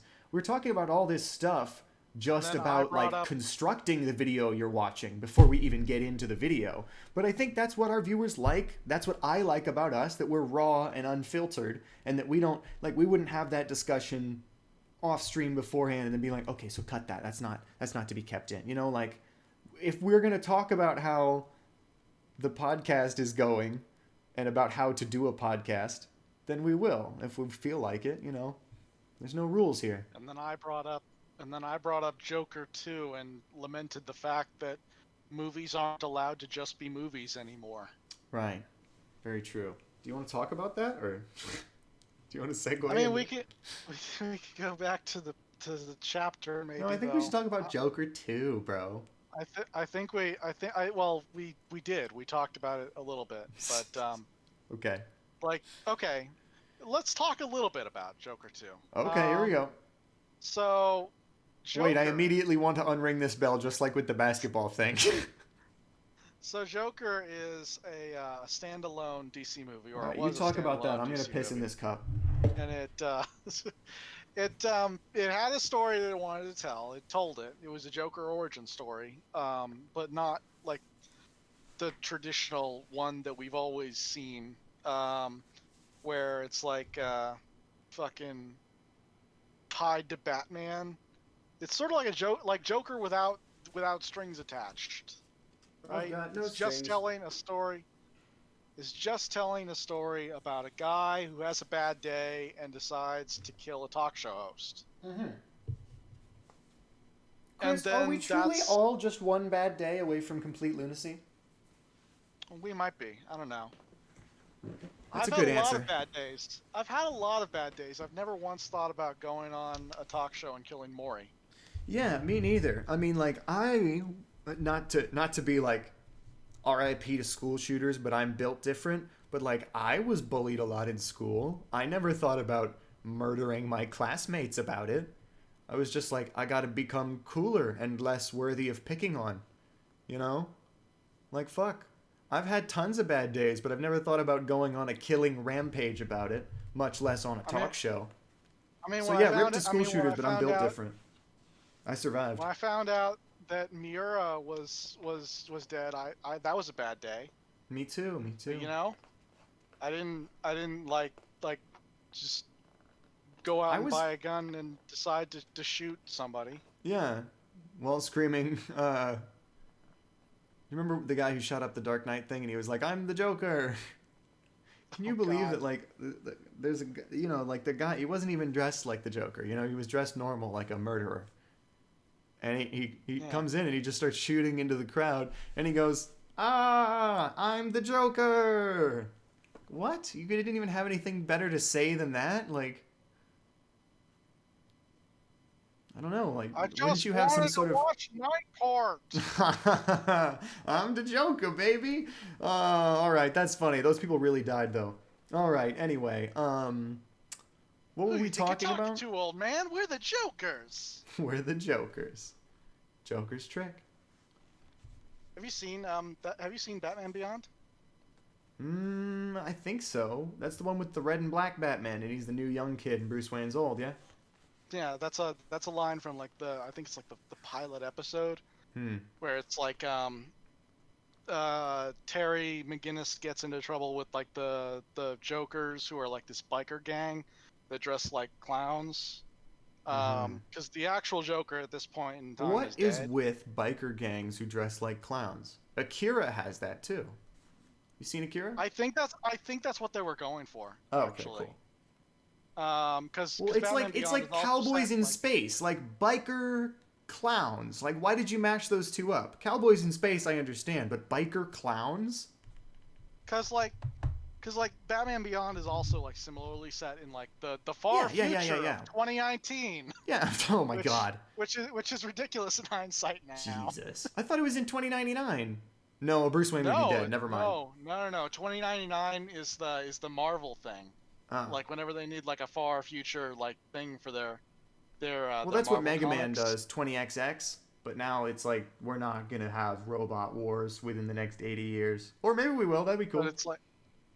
But it's like Terry McGinnis gets into trouble with the Jokers, and like so he steals one of their bikes and he rides off, and like he ends up at on the Wayne Manor grounds, and like Bruce Wayne is, I guess, taking a walk or something when he crashes his bike, and then the Jokers catch up with him, and Bruce Wayne's like, "You're trespassing, get off my property," and the leader of the Jokers is like, Who you think you're talking to, old man? We're the Jokers. And Bruce Wayne's like, sure you are. Huh. That's cool. What was the... You showed me some clip from Batman that was like the smartest thug in Batman history. Oh, And he walks into a room and sees Batman, and then he just like quietly closes the door and turns around and says to his henchmen, it was nothing. And they both walk away. Like he saved both their lives. Something wrong? Nope. Yeah, that's hilarious. That's much funnier than what I said. Oh, but anyway. Yeah, Joker 2. The chapter. Oh, I was done with that. I'm done with that too. I was being facetious. All right, next. Okay. All right. Your eldest son is laying there in the hallway covered in blood, dead, without his desires ever coming true. What do you all have left in the end of the dreams and memories of your family? So Toru is taunting her. Everybody's saying it over and over. Joubin's dead, Joubin's dead, Joubin's dead. It's so that he can come back and defy it. They're hammering it home too hard. Anyway. Then she just starts dealing cards at him. Are you saying there might be some kind of Jesus metaphor in this JoJo Oh my god. Manga? Well, because here's the thing, right? Like Holly and Josuke, there's the thing of her holding him like Pieta, like Mary holding Jesus. And then there's the one of him holding her in the same way in the hospital when she heals him with the fruit juice and he gets the rocks. So there's a Jesus metaphor going on there, but he's already died and 3 days later come back to life. Joubin and his mom have a sort of like inverted version of that same relationship where Holly's still doing... You know, he's trying to protect Holly, she's trying to protect Joubin. You know, like she's shielding her son, he's shielding his mom. And it's different. And, you know, like she's killed people for him. So she's the Black Queen and Holly's the White Queen. So if Joubin is going to have some Jesus-y stuff going on too, then like it'd be cool, I guess. But then he would get revived, he would die and come back at the end of the story instead of the beginning, the opposite of Josuke. It's like a parallel between Josuke and Joubin. See, Josuke died and came back in 3 days, and Joubin died and came back in 3 hours. Yeah, the respawn time on that lad. Incredible. But yeah, so let's check out these cards. Can you imagine how swagged out it is that she has a deck of cards that have the Higashikata family fruit parlor symbol on them? I wonder if that's gonna be like merchandise at some point, where it's man. like... That'd be so cool. I'd love to have that'd be fully swagged out. Higashikata brand playing cards. Yeah, dude, that'd be great. I would love that. As long as they get the Suicide King right.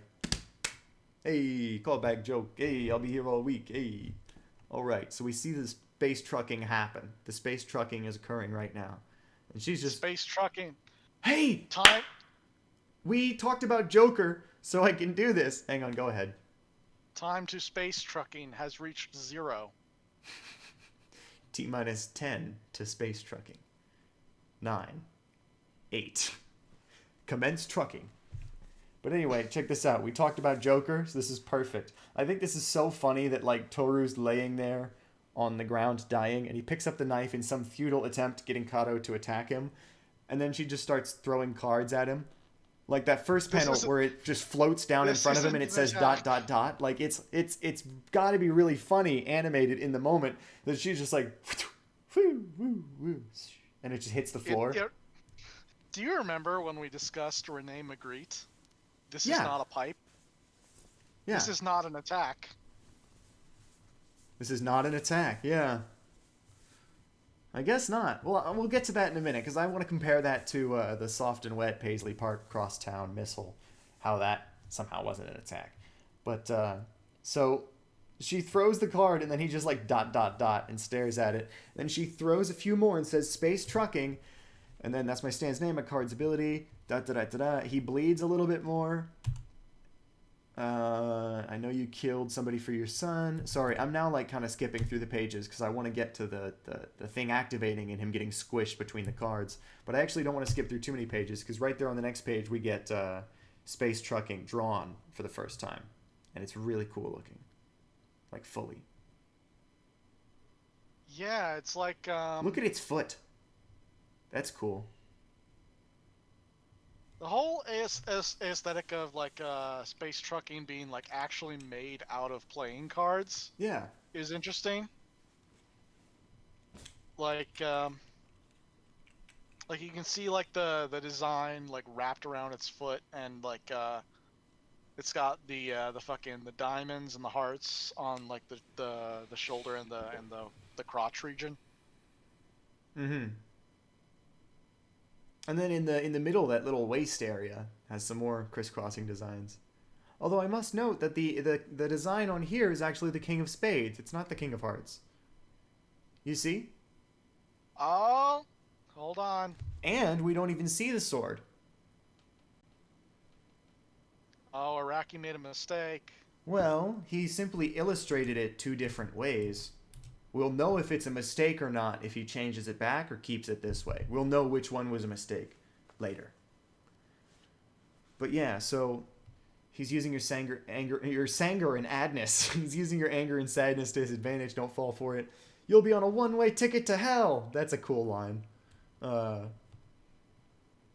Oh, isn't this cool that we have sort of like a Valentine parallels going on here? Because we have somebody's ability involves a pocket dimension that they can go to, being between two objects.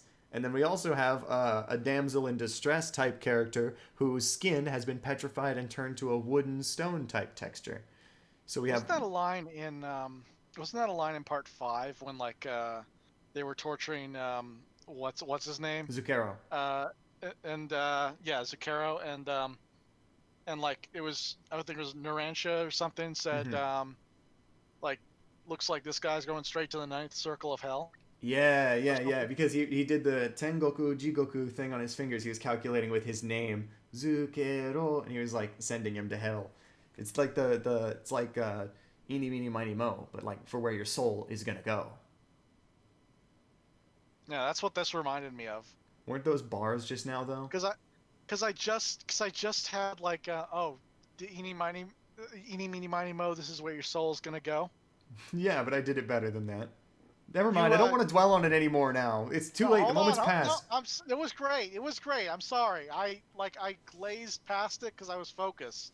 I'm self-conscious now, so let's just move on. I'm sorry. They were sick bars though. Thank you. See, we have a good dynamic. Why don't people listen to our podcast?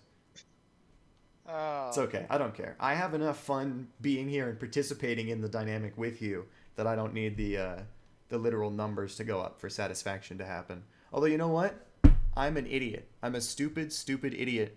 This whole time, I could have been cross-promoting this podcast with my YouTube channel that has 13,000 subscribers. Like, why am I not doing that? Don't worry. If you want to feel stupid, when we streamed Disco Elysium on the West channel, I didn't even have a trailer to drop on my own channel to let people know that I was streaming on a different channel. Yikes! Wow. Well, that was merely the starter stream. We can shore up the process and refine it for the other ones. But yeah, I have funny.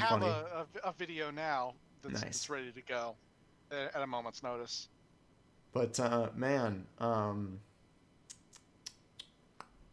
I was just thinking the other day, if I made my comeback and I started making JoJo mashups again, like it wouldn't take much. I could just make a mashup, and then at the end of the video where I have like subscribe and my channel and my playlist, I could just put the Locacacast playlist right there and be like, hey, also listen to my podcast if you read part 8. And it wouldn't even have to attract that many people for it to be a success. Just get a couple regular commenters out of it. That could be super good. Yeah. I might have to do something like that. Because the longer we do this, the more big for my britches I get about. I think we're like good at it. And I want people to listen to us.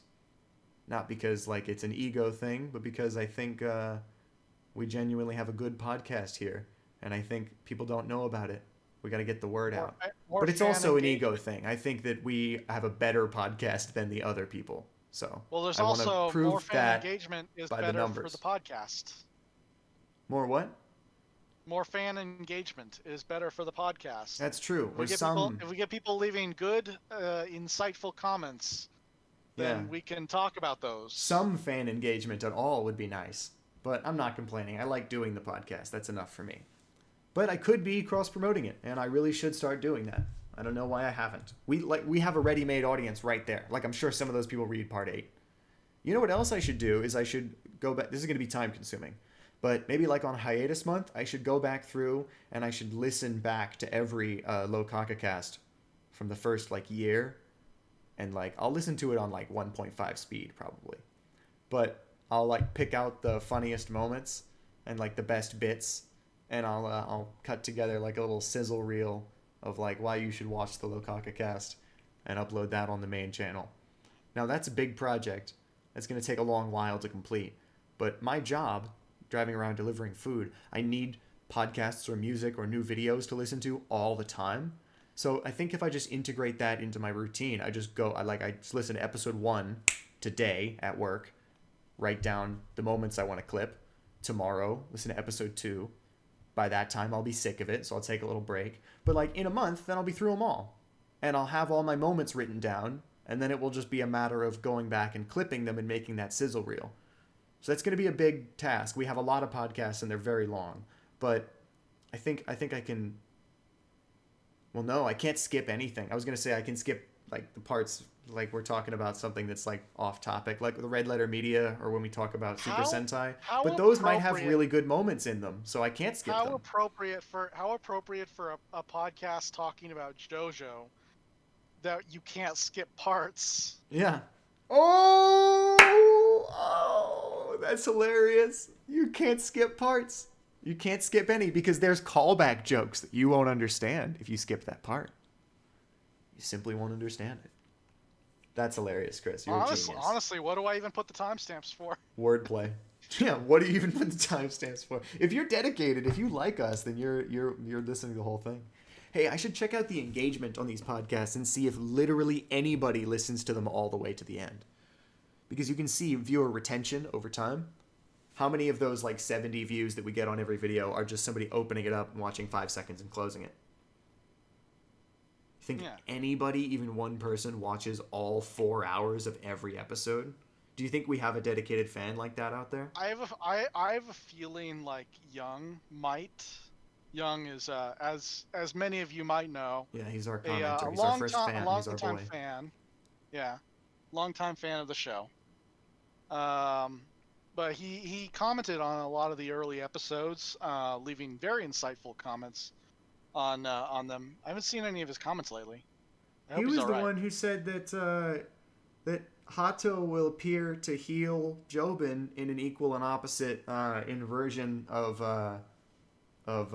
Holly healing Josuke in chapter 91 or whatever. So like when I'm saying that now, I forget, but that's him. That he brought that up originally. So shout outs to Young. We need more commenters like him. Good boy. Good guy. But anyway. Yeah, anyway, back to the chapter. All the stuff to say before we went on this tangent, right? Is when Yasuho said you'll be on a one-way ticket to hell, I thought of like, because I had seen that scene in part 5 dubbed. Mm-hmm. I saw it subbed first, but like I saw the dub as well. I just thought of like Narancia saying, looks like this guy's going straight to the 9th circle of hell. Mm-hmm. And he puts on the music. I want somebody to do that with Toru's name, if you know how to play the hand game. Hey, what's Toru's last name? Does he have one?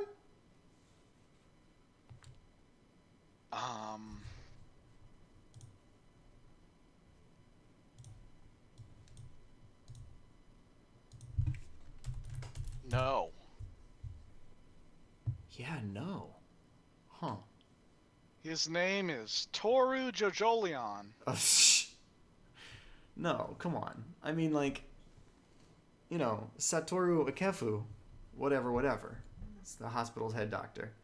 Plinkett. But the thing is that, like, back when people were like, oh, Toru's going to be a bigger villain, you know, when he was still undercover, he hadn't been revealed yet.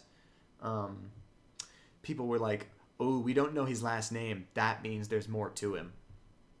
And it's Oh, like, man. I don't know if that Do is you still wanna- going to be a reveal that happens, but it'd be cool if it was, and it was some unexpected last name from some family we know. Do you want in a microcosm why you should use JoJo Wiki and not the fandom wiki? You know what? I'm actually a lifelong pledger of the new one. As soon as they made it, Right. JoJoWiki.com. Right. But here's in a microcosm, like on one page, like actually one sentence, I will tell you, like the first sentence of one article. Wait, you're saying why the fandom wiki is good or bad? I'm saying why it's bad. Oh, okay. I thought you were trying to convert me away from this one. No. So that's why I was saying I'm a lifelong pledgee of this one. As soon as they made it, I converted. No. Okay, cool. So the first sentence of one article, and it's the article about Toru on each wiki. Yeah. Right. Here's what the JoJo Wiki says for that first sentence. Toru is a primary antagonist featured in the 8th part of JoJo's Bizarre Adventure series, Jojolion. Now here is the same first sentence, once it loads, from the fandom wiki. Toru is the main antagonist of Jojolion. Yeah, way to just fucking jump the gun, buddy. Hey, check your shoes for me. You got any bullet holes in your sandals? Because you just jumped that fucking gun really hard. It's like, come on, guys. Come on. Come on, guys. I mean, the most diplomatic way to put it is how the JoJo Wiki puts it. He's a primary antagonist. Because he's been around since the 70s. The chapters in the 70s. And we're in the 110s now, still fighting him. So he's obviously a primary antagonist. For a second I thought you said you meant like the 1970s. I mean, look at his hair. Jojolion's been going on. Look how he's dressed. He's been a primary antagonist since the 1970s. Dude, when it's Jojolion started. It's like when your time breaks on your computer, the Unix time thing, and so it underflows, and the lowest possible unit of time that it can display when it's at 0 or at negative is January 1st, 1969, or no, December 31st, 1969. Because that's when computing started. That's when they created Unix time. So it's like when your shit accidentally underflows and you think something's happening December 31st, 1969 instead of right now. Toru has been the main antagonist of JoJo Part 8 since the 70s. Like my brain just underflowed. Feels like it. Let me tell you that.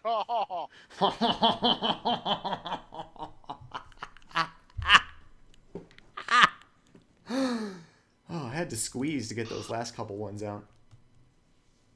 Alright, so, cruelty, whatever. Look at this page of her where she just looks like so done with your shit. This panel of Kato, where she's dealing the cards. She's sort of in grayscale. Let's see. Yes. I love that panel. Looking. It's like my favorite one. I am looking directly at it. Alright, so then he starts getting squished by the cards. Oh no, she did it. No, don't, Kato-san. And then she's like consuming him with the cards. These are great pages, but I'm just going to have to like blow through them because it's been 3 hours and we're not even halfway through the chapter. Wait, what? I mean... Oh my god. What do you mean, wait, what? I told you it was 2.5 hours like 30 minutes ago. I didn't realize we weren't even halfway through. Yeah, this has been a great podcast, Chris. This has been a really meaty one, a really fruitful one. So space trucking can hide things in between a card. Da da da da da. Run. The fruit is still there. Oh, look, Joshu. Look, I didn't notice that was Joshu over there. On that panel over there in the corner. Oh yeah. There he is. Oh, Jinx, we said it at the same time for me, which means we'll say it at the same time in the recording. All right, and then we got Mr. Plinkett standing up on the roof there. Sans cane, bleeding heavily, robotic form. And oh, Yasuo looks at him. Oh god, and she's got to be like really traumatized and panicked to see him again, because the last time she saw the head doctor like standing a little distance away from her menacingly, she lost her fucking arm about it. So It's got to be really... You guys want to watch Night Court?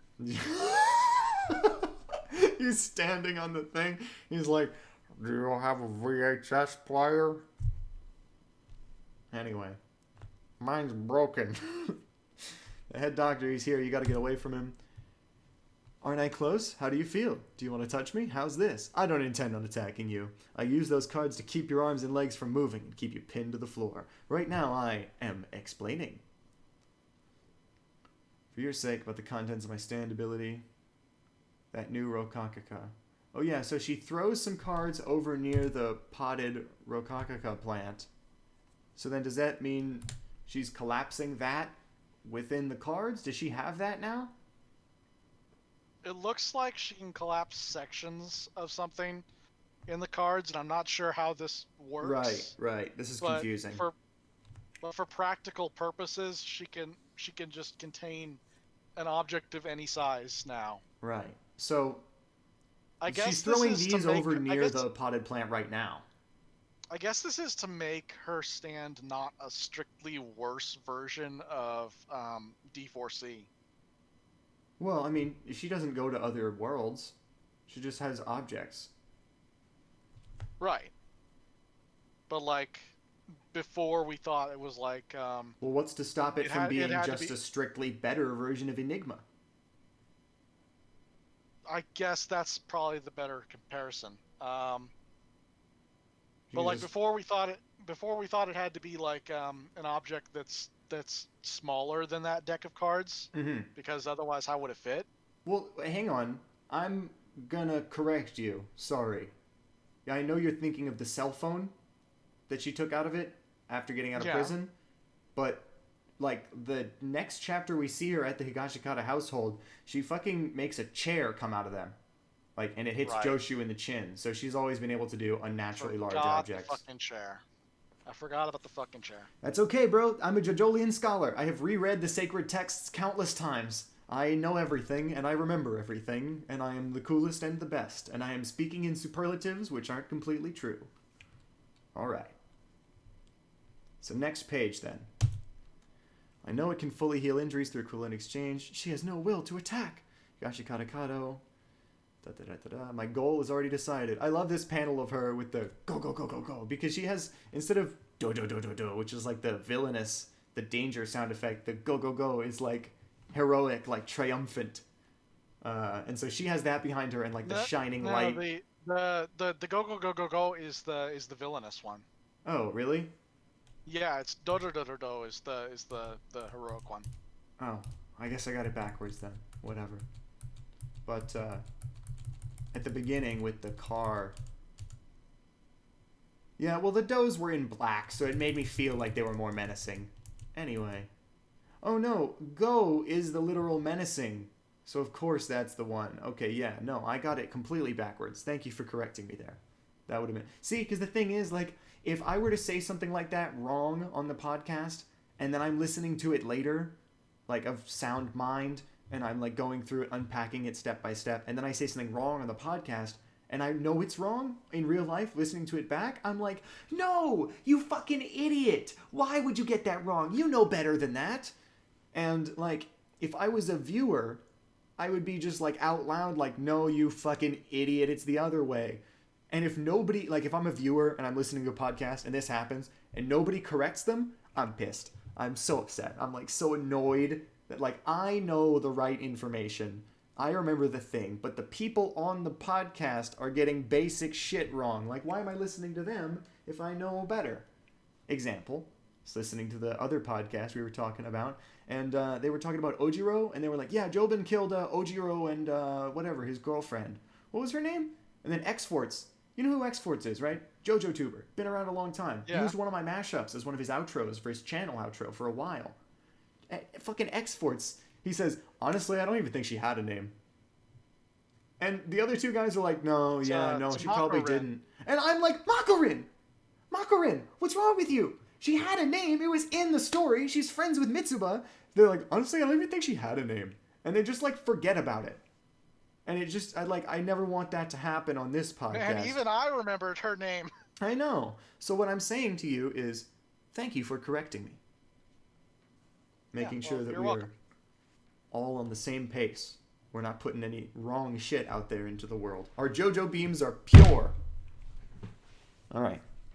So she's like, my goal is already decided, and she has like the triumphant light behind her, but also the villainous letters. I don't think correct me if I'm wrong, but I don't think I've ever seen Araki do like block, like exclamation mark and question marks. I'm sure he has, but they're not really something that I've stuck out to me that I've noticed. These ones are really noticeable, like right here where it's poking into the pure white space of Kato's background. I'm sure I could find him if I went back, but... Yeah, well... Anyways... I don't know, it just stuck out to me. I'm probably wrong. He's probably used that before. Maybe.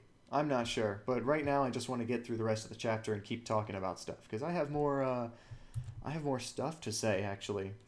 I have 2 things I want to get to still, which are like my thoughts I had in the month between, that I was like, ooh, those are juicy for the podcast. I want to talk about those. My first couple being that Joubin might be cauterizing his own wounds, and that Josuke might run into Carrera, and something else. But I have 2 more, and I want to get to those. So let's just get through the chapter so I can get to good points to deploy those. Also, so on this next page, you have something between the cards of your stand, don't you? What do you have in there? It's really cool to see Toru like panicked and yelling, because he's never like that. This is an interesting transition here. Yeah, I was gonna say that, but then I got distracted by Toru yelling. Yeah, it shows us the like her opening like the gap between the cards, and then it cuts to like the fucking cufflink, and it makes us think that she's pulling the cufflink That's what she's taking out of her cards. But no. Oh, also, do you know the cufflink has Speed King's goggles on it? I saw that. Yeah, that's adorable. Cute. I love that. So then, she comes in and she does the motherly thing and helps him with his cufflinks. And, like, this makes me really sad because a scene like this is what you would do if you weren't going to bring Joubin back and you were going to have her carry on his will in the story, and lead his team in his absence. You would do this, like, showing that it was always her will that we were following,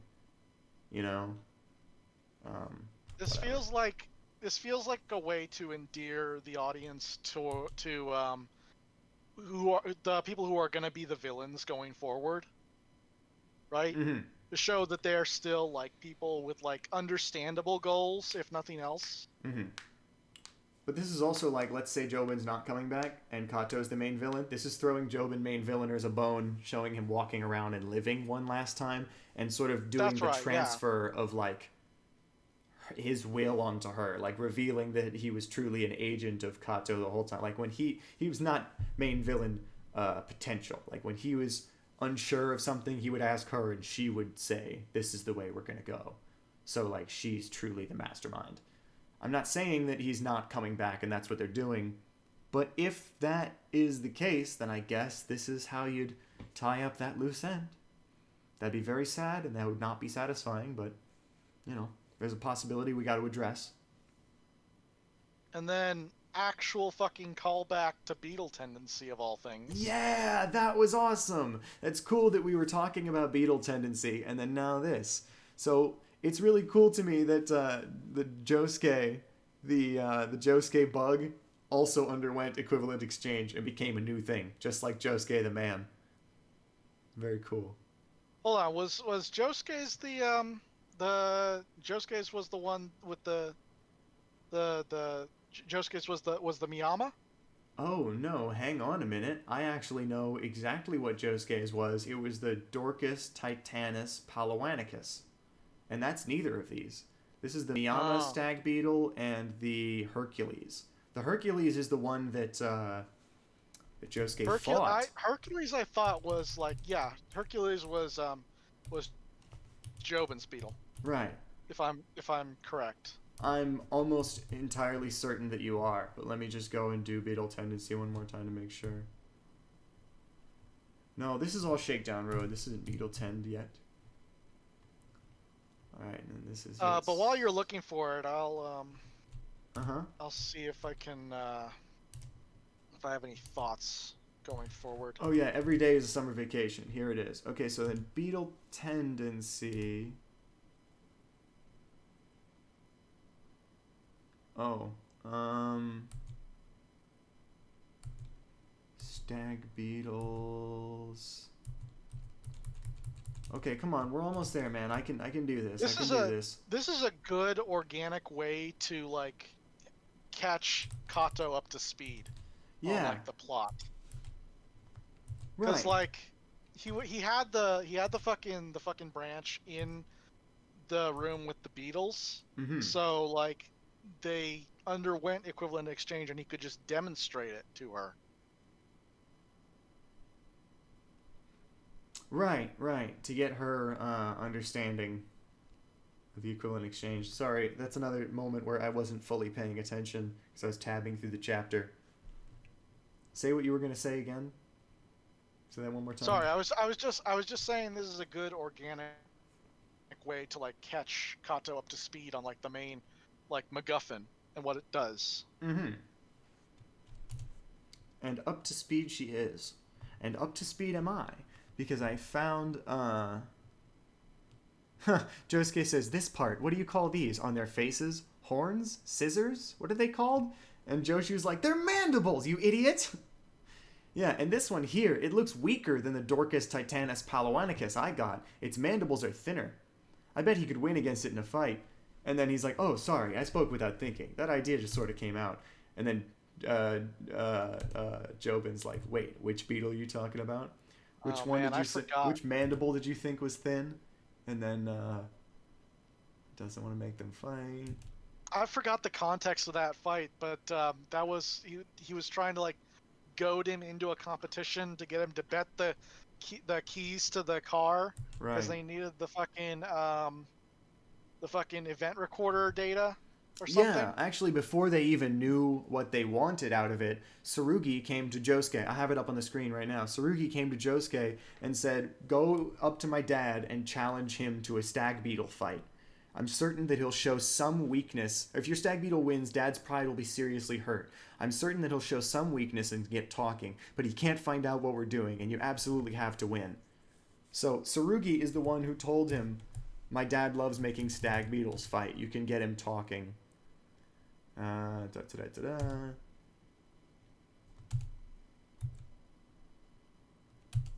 Yeah, sorry.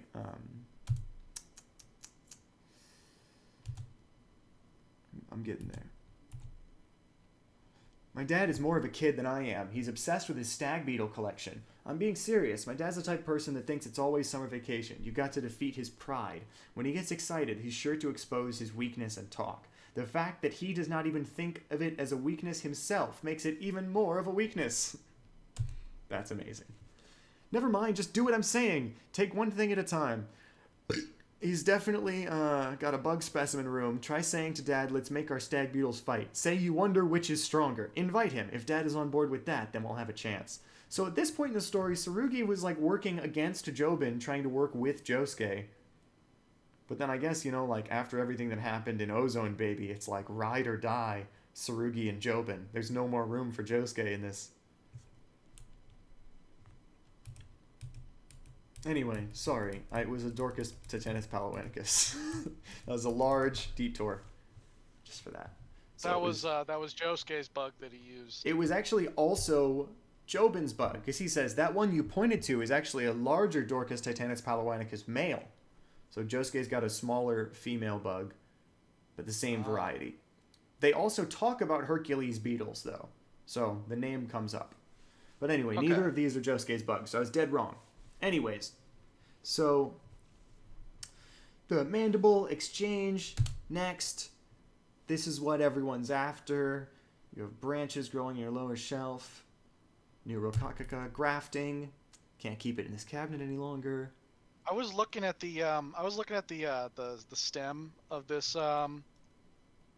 fucking plant here. And it reminded me of like it's a very specific enemy from like World 2 of Super Mario Bros. Oh yeah, the Pokies. Yeah, those. Oh, it looks like a pokey. That's hilarious. I'm gonna pull up what a pokey is for people at home so they can know what I'm talking about. I forgot what it was called, but like I remembered it was like a cactus-looking Well, they enemy. have tons of like Like a stupid. segmented cactus-looking enemy. I know exactly the one you were talking about. I got it right. It's a pokey. It's this one.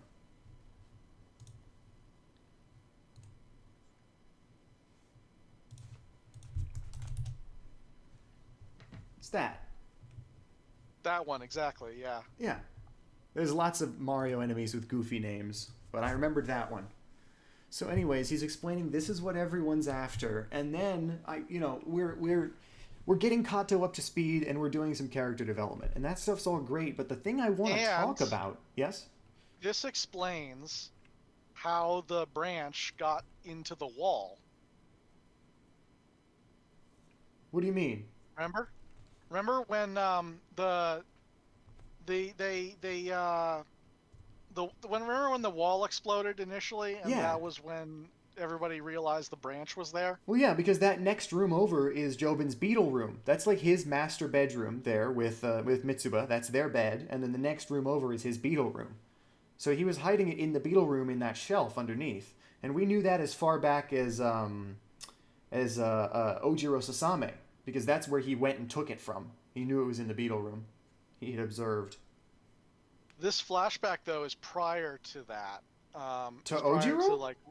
No, wait. Prior to the wall exploding. Yeah, yes. This was after Ojiro took the branch, right? And then he gets it back. Yeah. But he put it right back in the same room, like it's still in the beetle room here. Right, but he realizes this isn't a secure place, so he asks his mom, like, where can I hide this? Mm-hmm. And then like I guess she decides put it in the wall.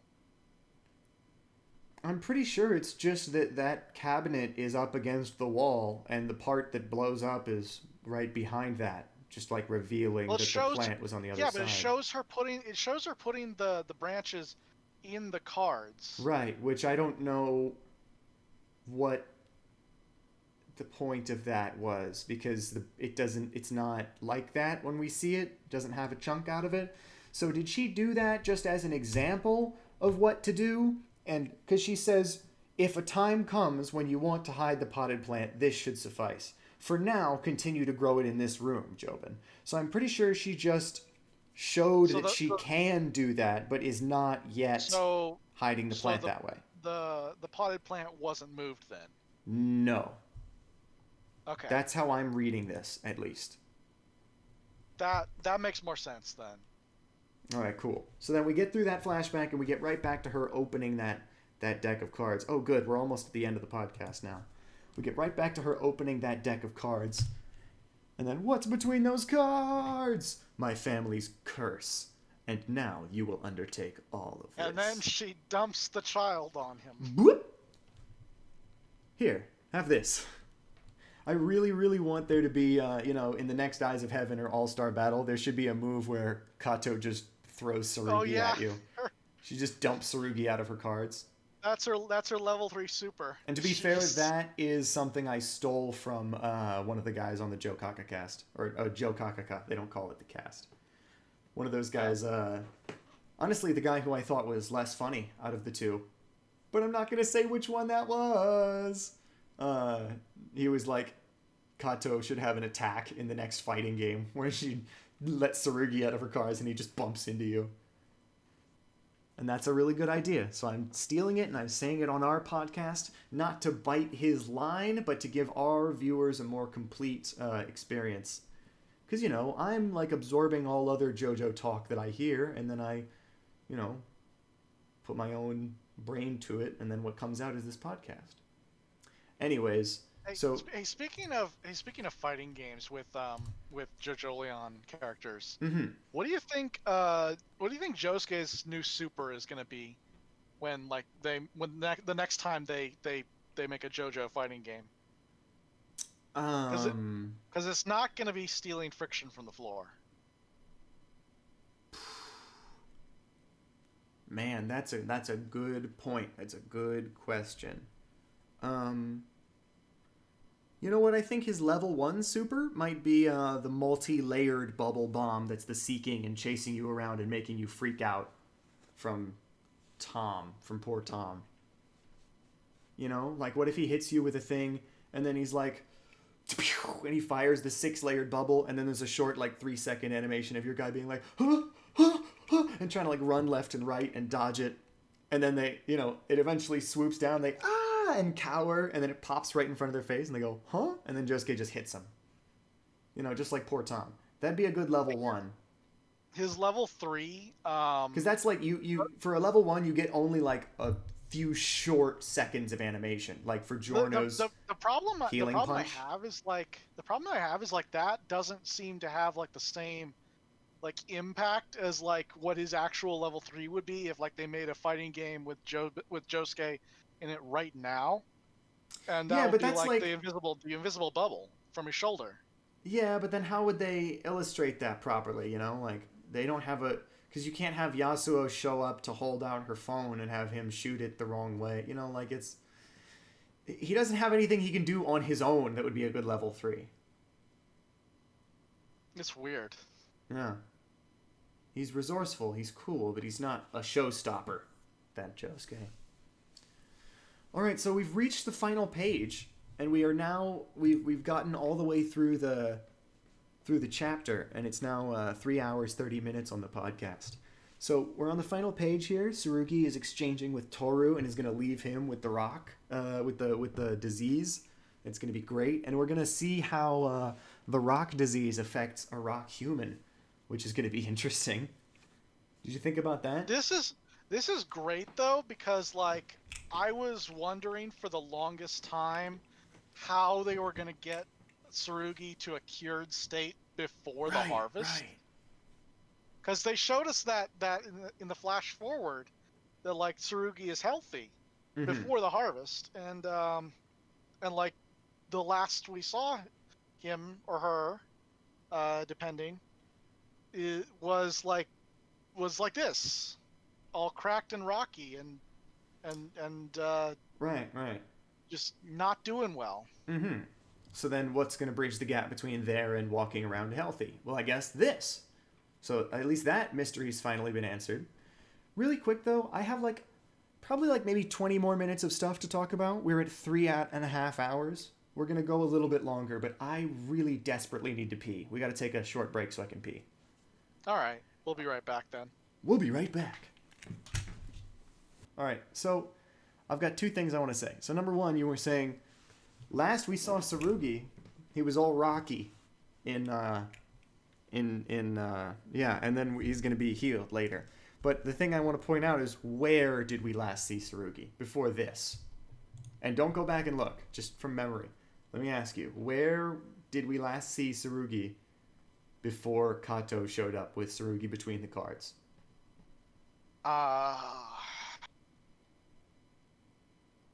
98. No way. What are you talking about? Sorry, I'm just guessing. I mean, like, Tsurugi's been around this whole... The whole thing with the... Alright, never mind. What I was trying to get you to say was in Mitsuba's arms. Because last chapter, when the fucking plane door came through the house, there's that shot of Mitsuba and Hato and Daya standing there in the hallway, and they're like leaning back away from the explosion like, holy shit, and Mitsuba has stoned Tsurugi in her arms. And so that's where we last saw Tsurugi. So let me ask you this. How did Kato get Tsurugi from Mitsuba? I don't know. Did she get permission? Maybe she was like passed out. She just walked up to Mitsuba, who just lost her husband, just watched her husband get killed, or didn't watch, but I guess knows now. Walks up to Mitsuba, who's just lost her husband, and a plane door just came flying through the house, and is just like, hey, I need to borrow this. And grabs Tsurugi and leaves. Like, what the fuck? Like, do you think Mitsuba would let that happen? Or do you think there's a horrible possibility that Kato has already done something violent to Mitsuba? I don't know. I think Mitsuba's knocked out from like the plane falling in the house. She hit her head on something. Could be. But then, why are Daya and Hato here spectating instead of attending to her wounds? I don't know. Oh, you know what? Mitsuba's just underneath the next card. I see no reason why not. Is that where we're going now? She just got all the... Yeah, she's got no Carrera's in there too. And Flashback Man, she's just got a deck of like unutilized Jojolion characters. All the characters that we don't know where they are, they're just in the deck right now.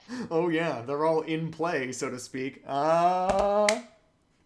Rim shot. Da-da-da. Yeah. All right, so that's the first thing I wanted to say. How did she get Tsurugi? Mitsuba probably going to be pretty attached to that kid right now. I don't know how you got permission to do this with him. But the second thing is, so Toru's not bleeding like a rock human, which I mentioned earlier. And which I want to, I said we'll get back to that. I have a bunch to say about that, and I'm going to say it now.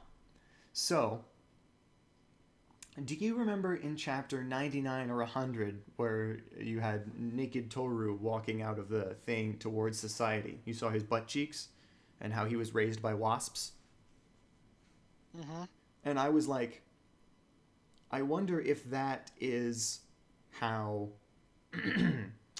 I wonder if this thing where you're in the forest raised by wasps is a rock human thing, and if you are a half human, half rock, like if you're the one time that ever worked out, they do it differently, or do they do it the same, or does that have no bearing? It's just the parent's choice whether or not they want to raise the kid or give him to the wasps. But the point of all this is that I saw that backstory for Toru, I saw his introduction, and I was wondering, is he fully rock or half rock? And will it matter? Those were my two questions. Have we ever now that seen... I see him bleeding like a person and not crumbling like a rock human, this is making me think that this is just what it looks like when a half rock human is injured, and that Toru's half rock, and the story's subtly revealing that to us. What were you going to say? Have we ever seen Kato get injured? No. And I'm getting to that. Oh. So the reason people would say that Kato can't be a rock human is that then her kids would be rocks. And we've seen like Hato get injured. We've seen Tsurugi, Joubin, and they don't crumble like rocks. But what if half rock, half human rock humans don't really visually appear to take damage in the same way, and Kato's half rock, so her kids would be quarter rock. If that's how half rock people look when they take damage, if you don't have to crumble to be half rock, then I think it's totally possible that Kato and her children could be some amount rock human, and have it not be a deal breaker that they didn't crumble like stone already. So there was an idea that just floated in my head. That possibly Kato could be Toru's mother. Where are you going with this? Well, I'm saying, like, if Kato is not half rock but full rock, then and let's see, Toru's been around for okay, but you're saying she could be his mother in the sense that she abandoned him in the forest to be raised by wasps one day, just as a matter of course. Yeah. Okay. And then she meets Norisuke and decides, you know what? This feels wrong. And just decides to like raise her family normal. And try actually loving her children. I'm not sure, and I can't know, but these are the... I have nothing to confirm or deny this. It was just an idea that randomly popped into my head while you were talking. Right, and the one thing that we could possibly look at in relation to this, the only piece of manga that could be relevant to this situation is this right here. You're talking about the panel that shows the woman giving birth to the rock human? Yeah, and I know that you don't have the entirety of Jojolion able to just be pulled up at a moment, so I went and I screen capped it for you. It's these two right here. It's a Japanese-looking woman.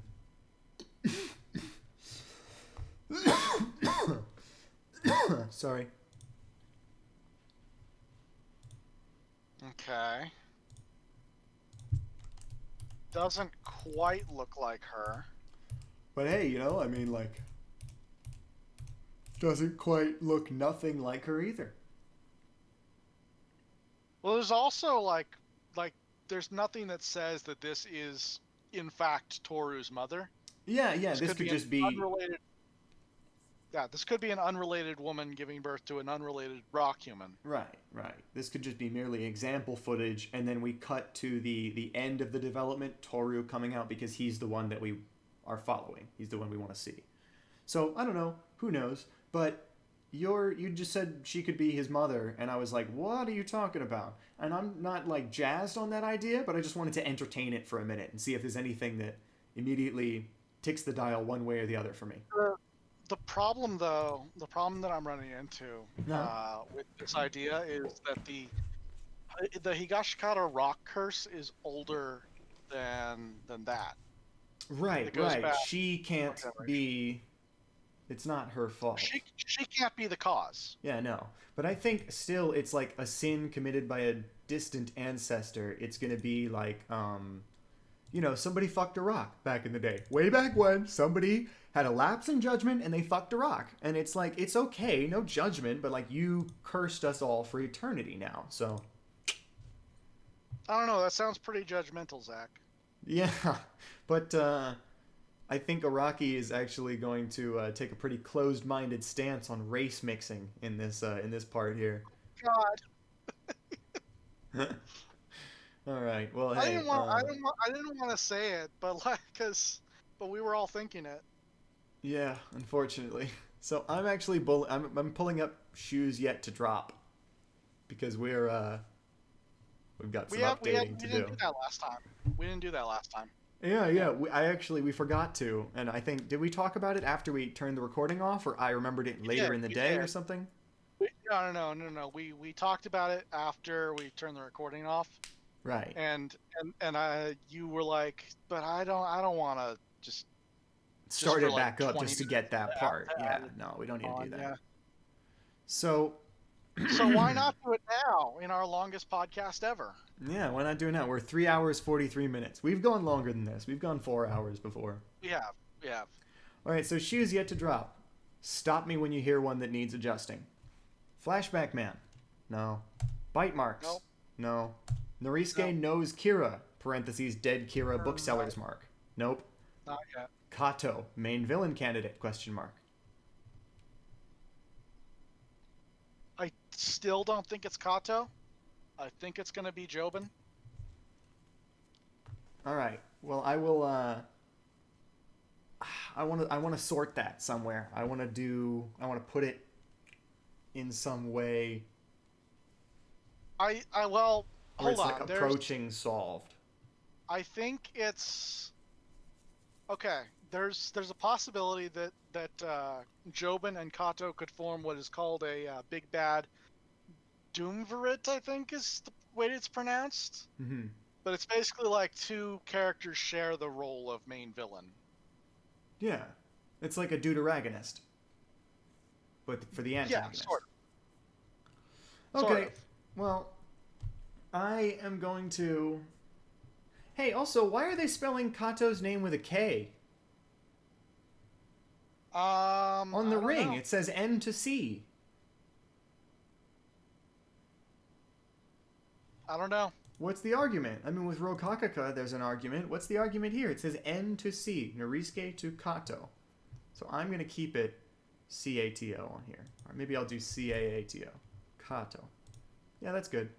All right, the next one definitely needs adjusting. Tsurugi cured before harvest. That's solved. Solved. God, it feels so good to write solved on like a big one. That's number 5 on the list, dude. That's one of the first ones we came up with. Okay. So the next we have Daya erasing memories. We also... We're approaching that, I think. approaching We're solved. approaching that... Because after this is resolved, I believe we're going to be at the point of the flash forward. Uh-huh. and then we'll be able to see like what actually happened. Right. So then we've got The Fate of Holly, The Mysterious Case of the Shrinking Sausages, which you insist I can't remove from the list. I was joking, but like, if you want to keep it on just for the joke. Yep, it's too late now. It's already there. Why does the head Okay. doctor target young Mamezuku? I don't know if that's done. That's over. That's long gone now. Oh God, we're never gonna get the answer there. Why does Yasuo encounter the hair clip of the King Well, Dynasty? here's why the head doctor, here's why Mr. Plinkett hates fucking Rai Mamezuku. You want to know the reason? It's because he's a dick. Yeah, it's because he's a dick. No, it's because of his long, flowing, beautiful braided hair. I wish I had hair like that.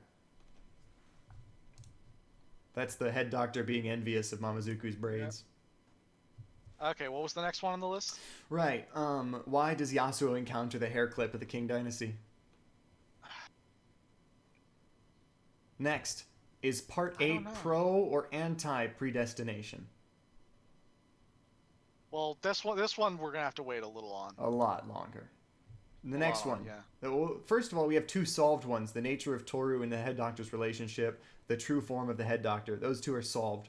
Toru, pure rock or half human? We might get an answer to that. That's another approaching solved. So I'm going to... you know what? I'll just let them be. They're all approaching solved to various degrees. We learn more every chapter. Just to catch me up to speed, because I don't have access to the document. What are the rest of them? Just rapid fire through them.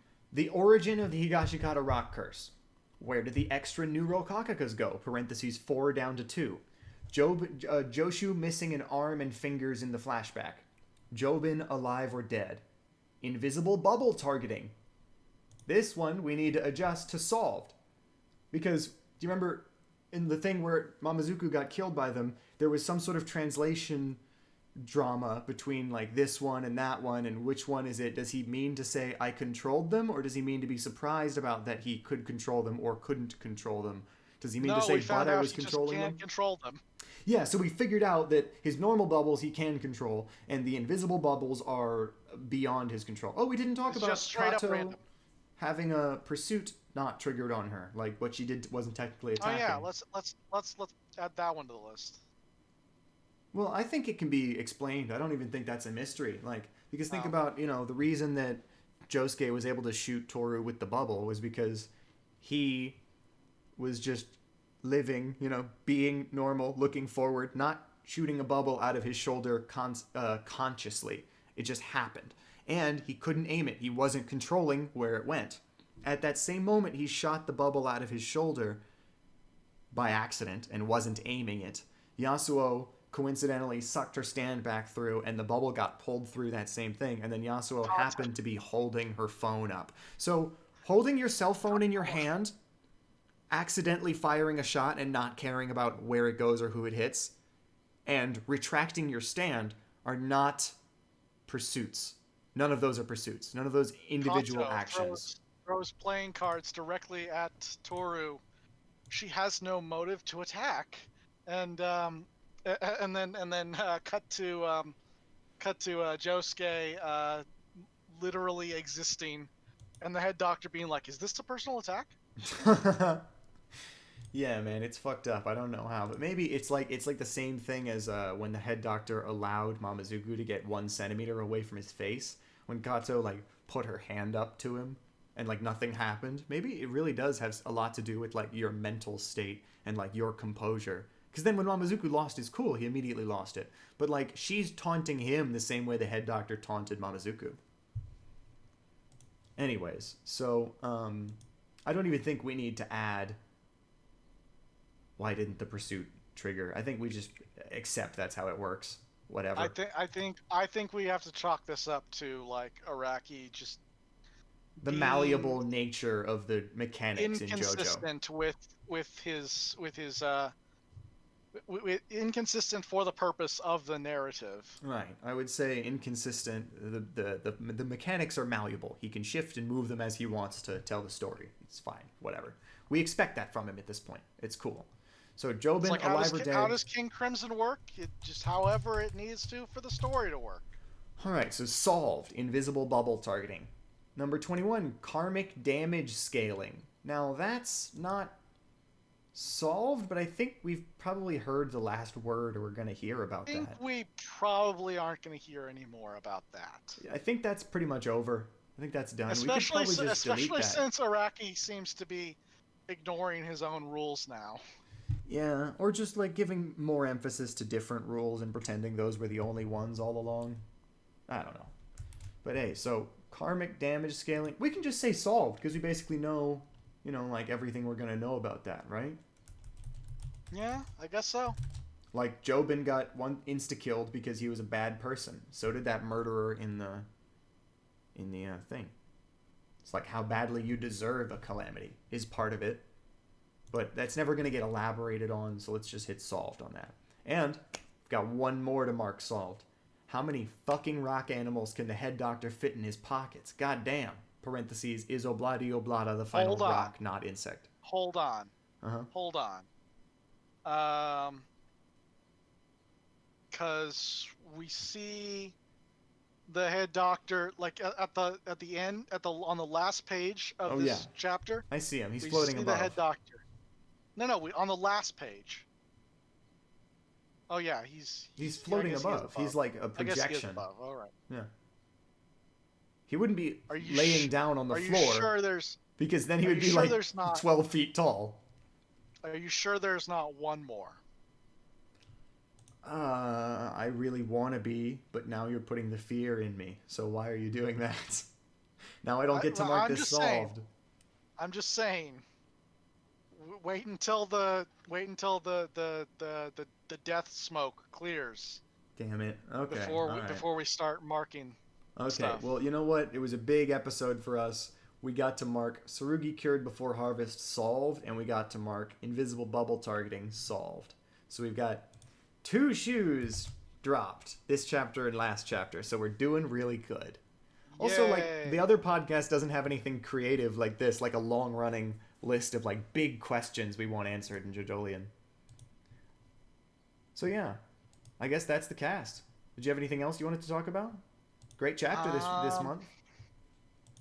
Lots of speculation. No, I think that's pretty much it for the chapter. Did you want to make any specific predictions? Let's see. I have to kind of reevaluate my predictions because this chapter kind of upset like a lot of the predictions that we had both already made. Yeah. Let's see. Your 2 predictions, just to review, were like that Josuke's going to run into Carrera on his way to the house. On his way across town, yeah. Joubin is cauterizing his own wounds. Something might have happened to Mitsuba, and that's why she's not here, but Tsurugi is. And finally, I think Josuke... I didn't quite get to this. The whole thing I was saying about Toru being maybe half rock, and that maybe lends credence to other half rock theories. But the thing I want to say is that how will the characters know this? How will it become a big deal to them?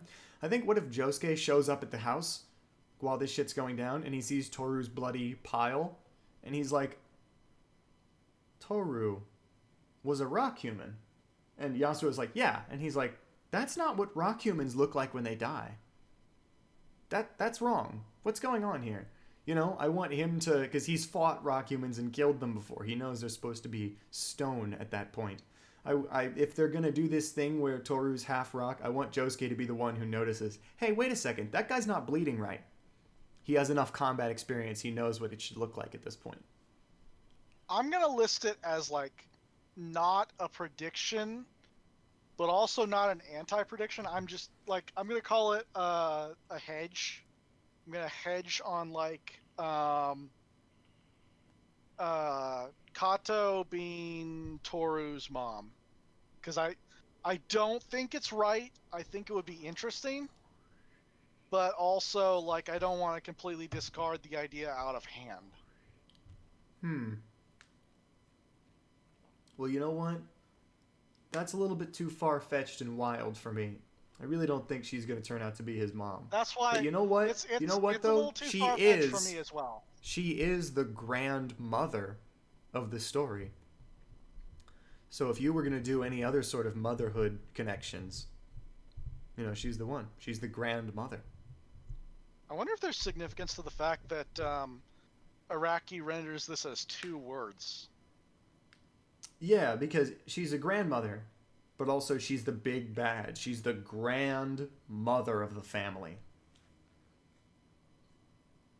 Like grand champion. Like I said, I'm not confident enough in that idea that just randomly entered my head to say that, like, yes, I believe this is how it will go. But I still able to point to it, or if it does happen, which it might, I don't know, to say I had this idea. Well, Chris, you just roboted out hard for a second. I heard everything you were saying, but while you were saying that, you were like, because I think that this idea entered my head. So I think that the audio was the audio gods of the world, the internet, the connection, Discord gods are all punishing you for floating such a ridiculous idea on such an otherwise reputable podcast. Oh, okay.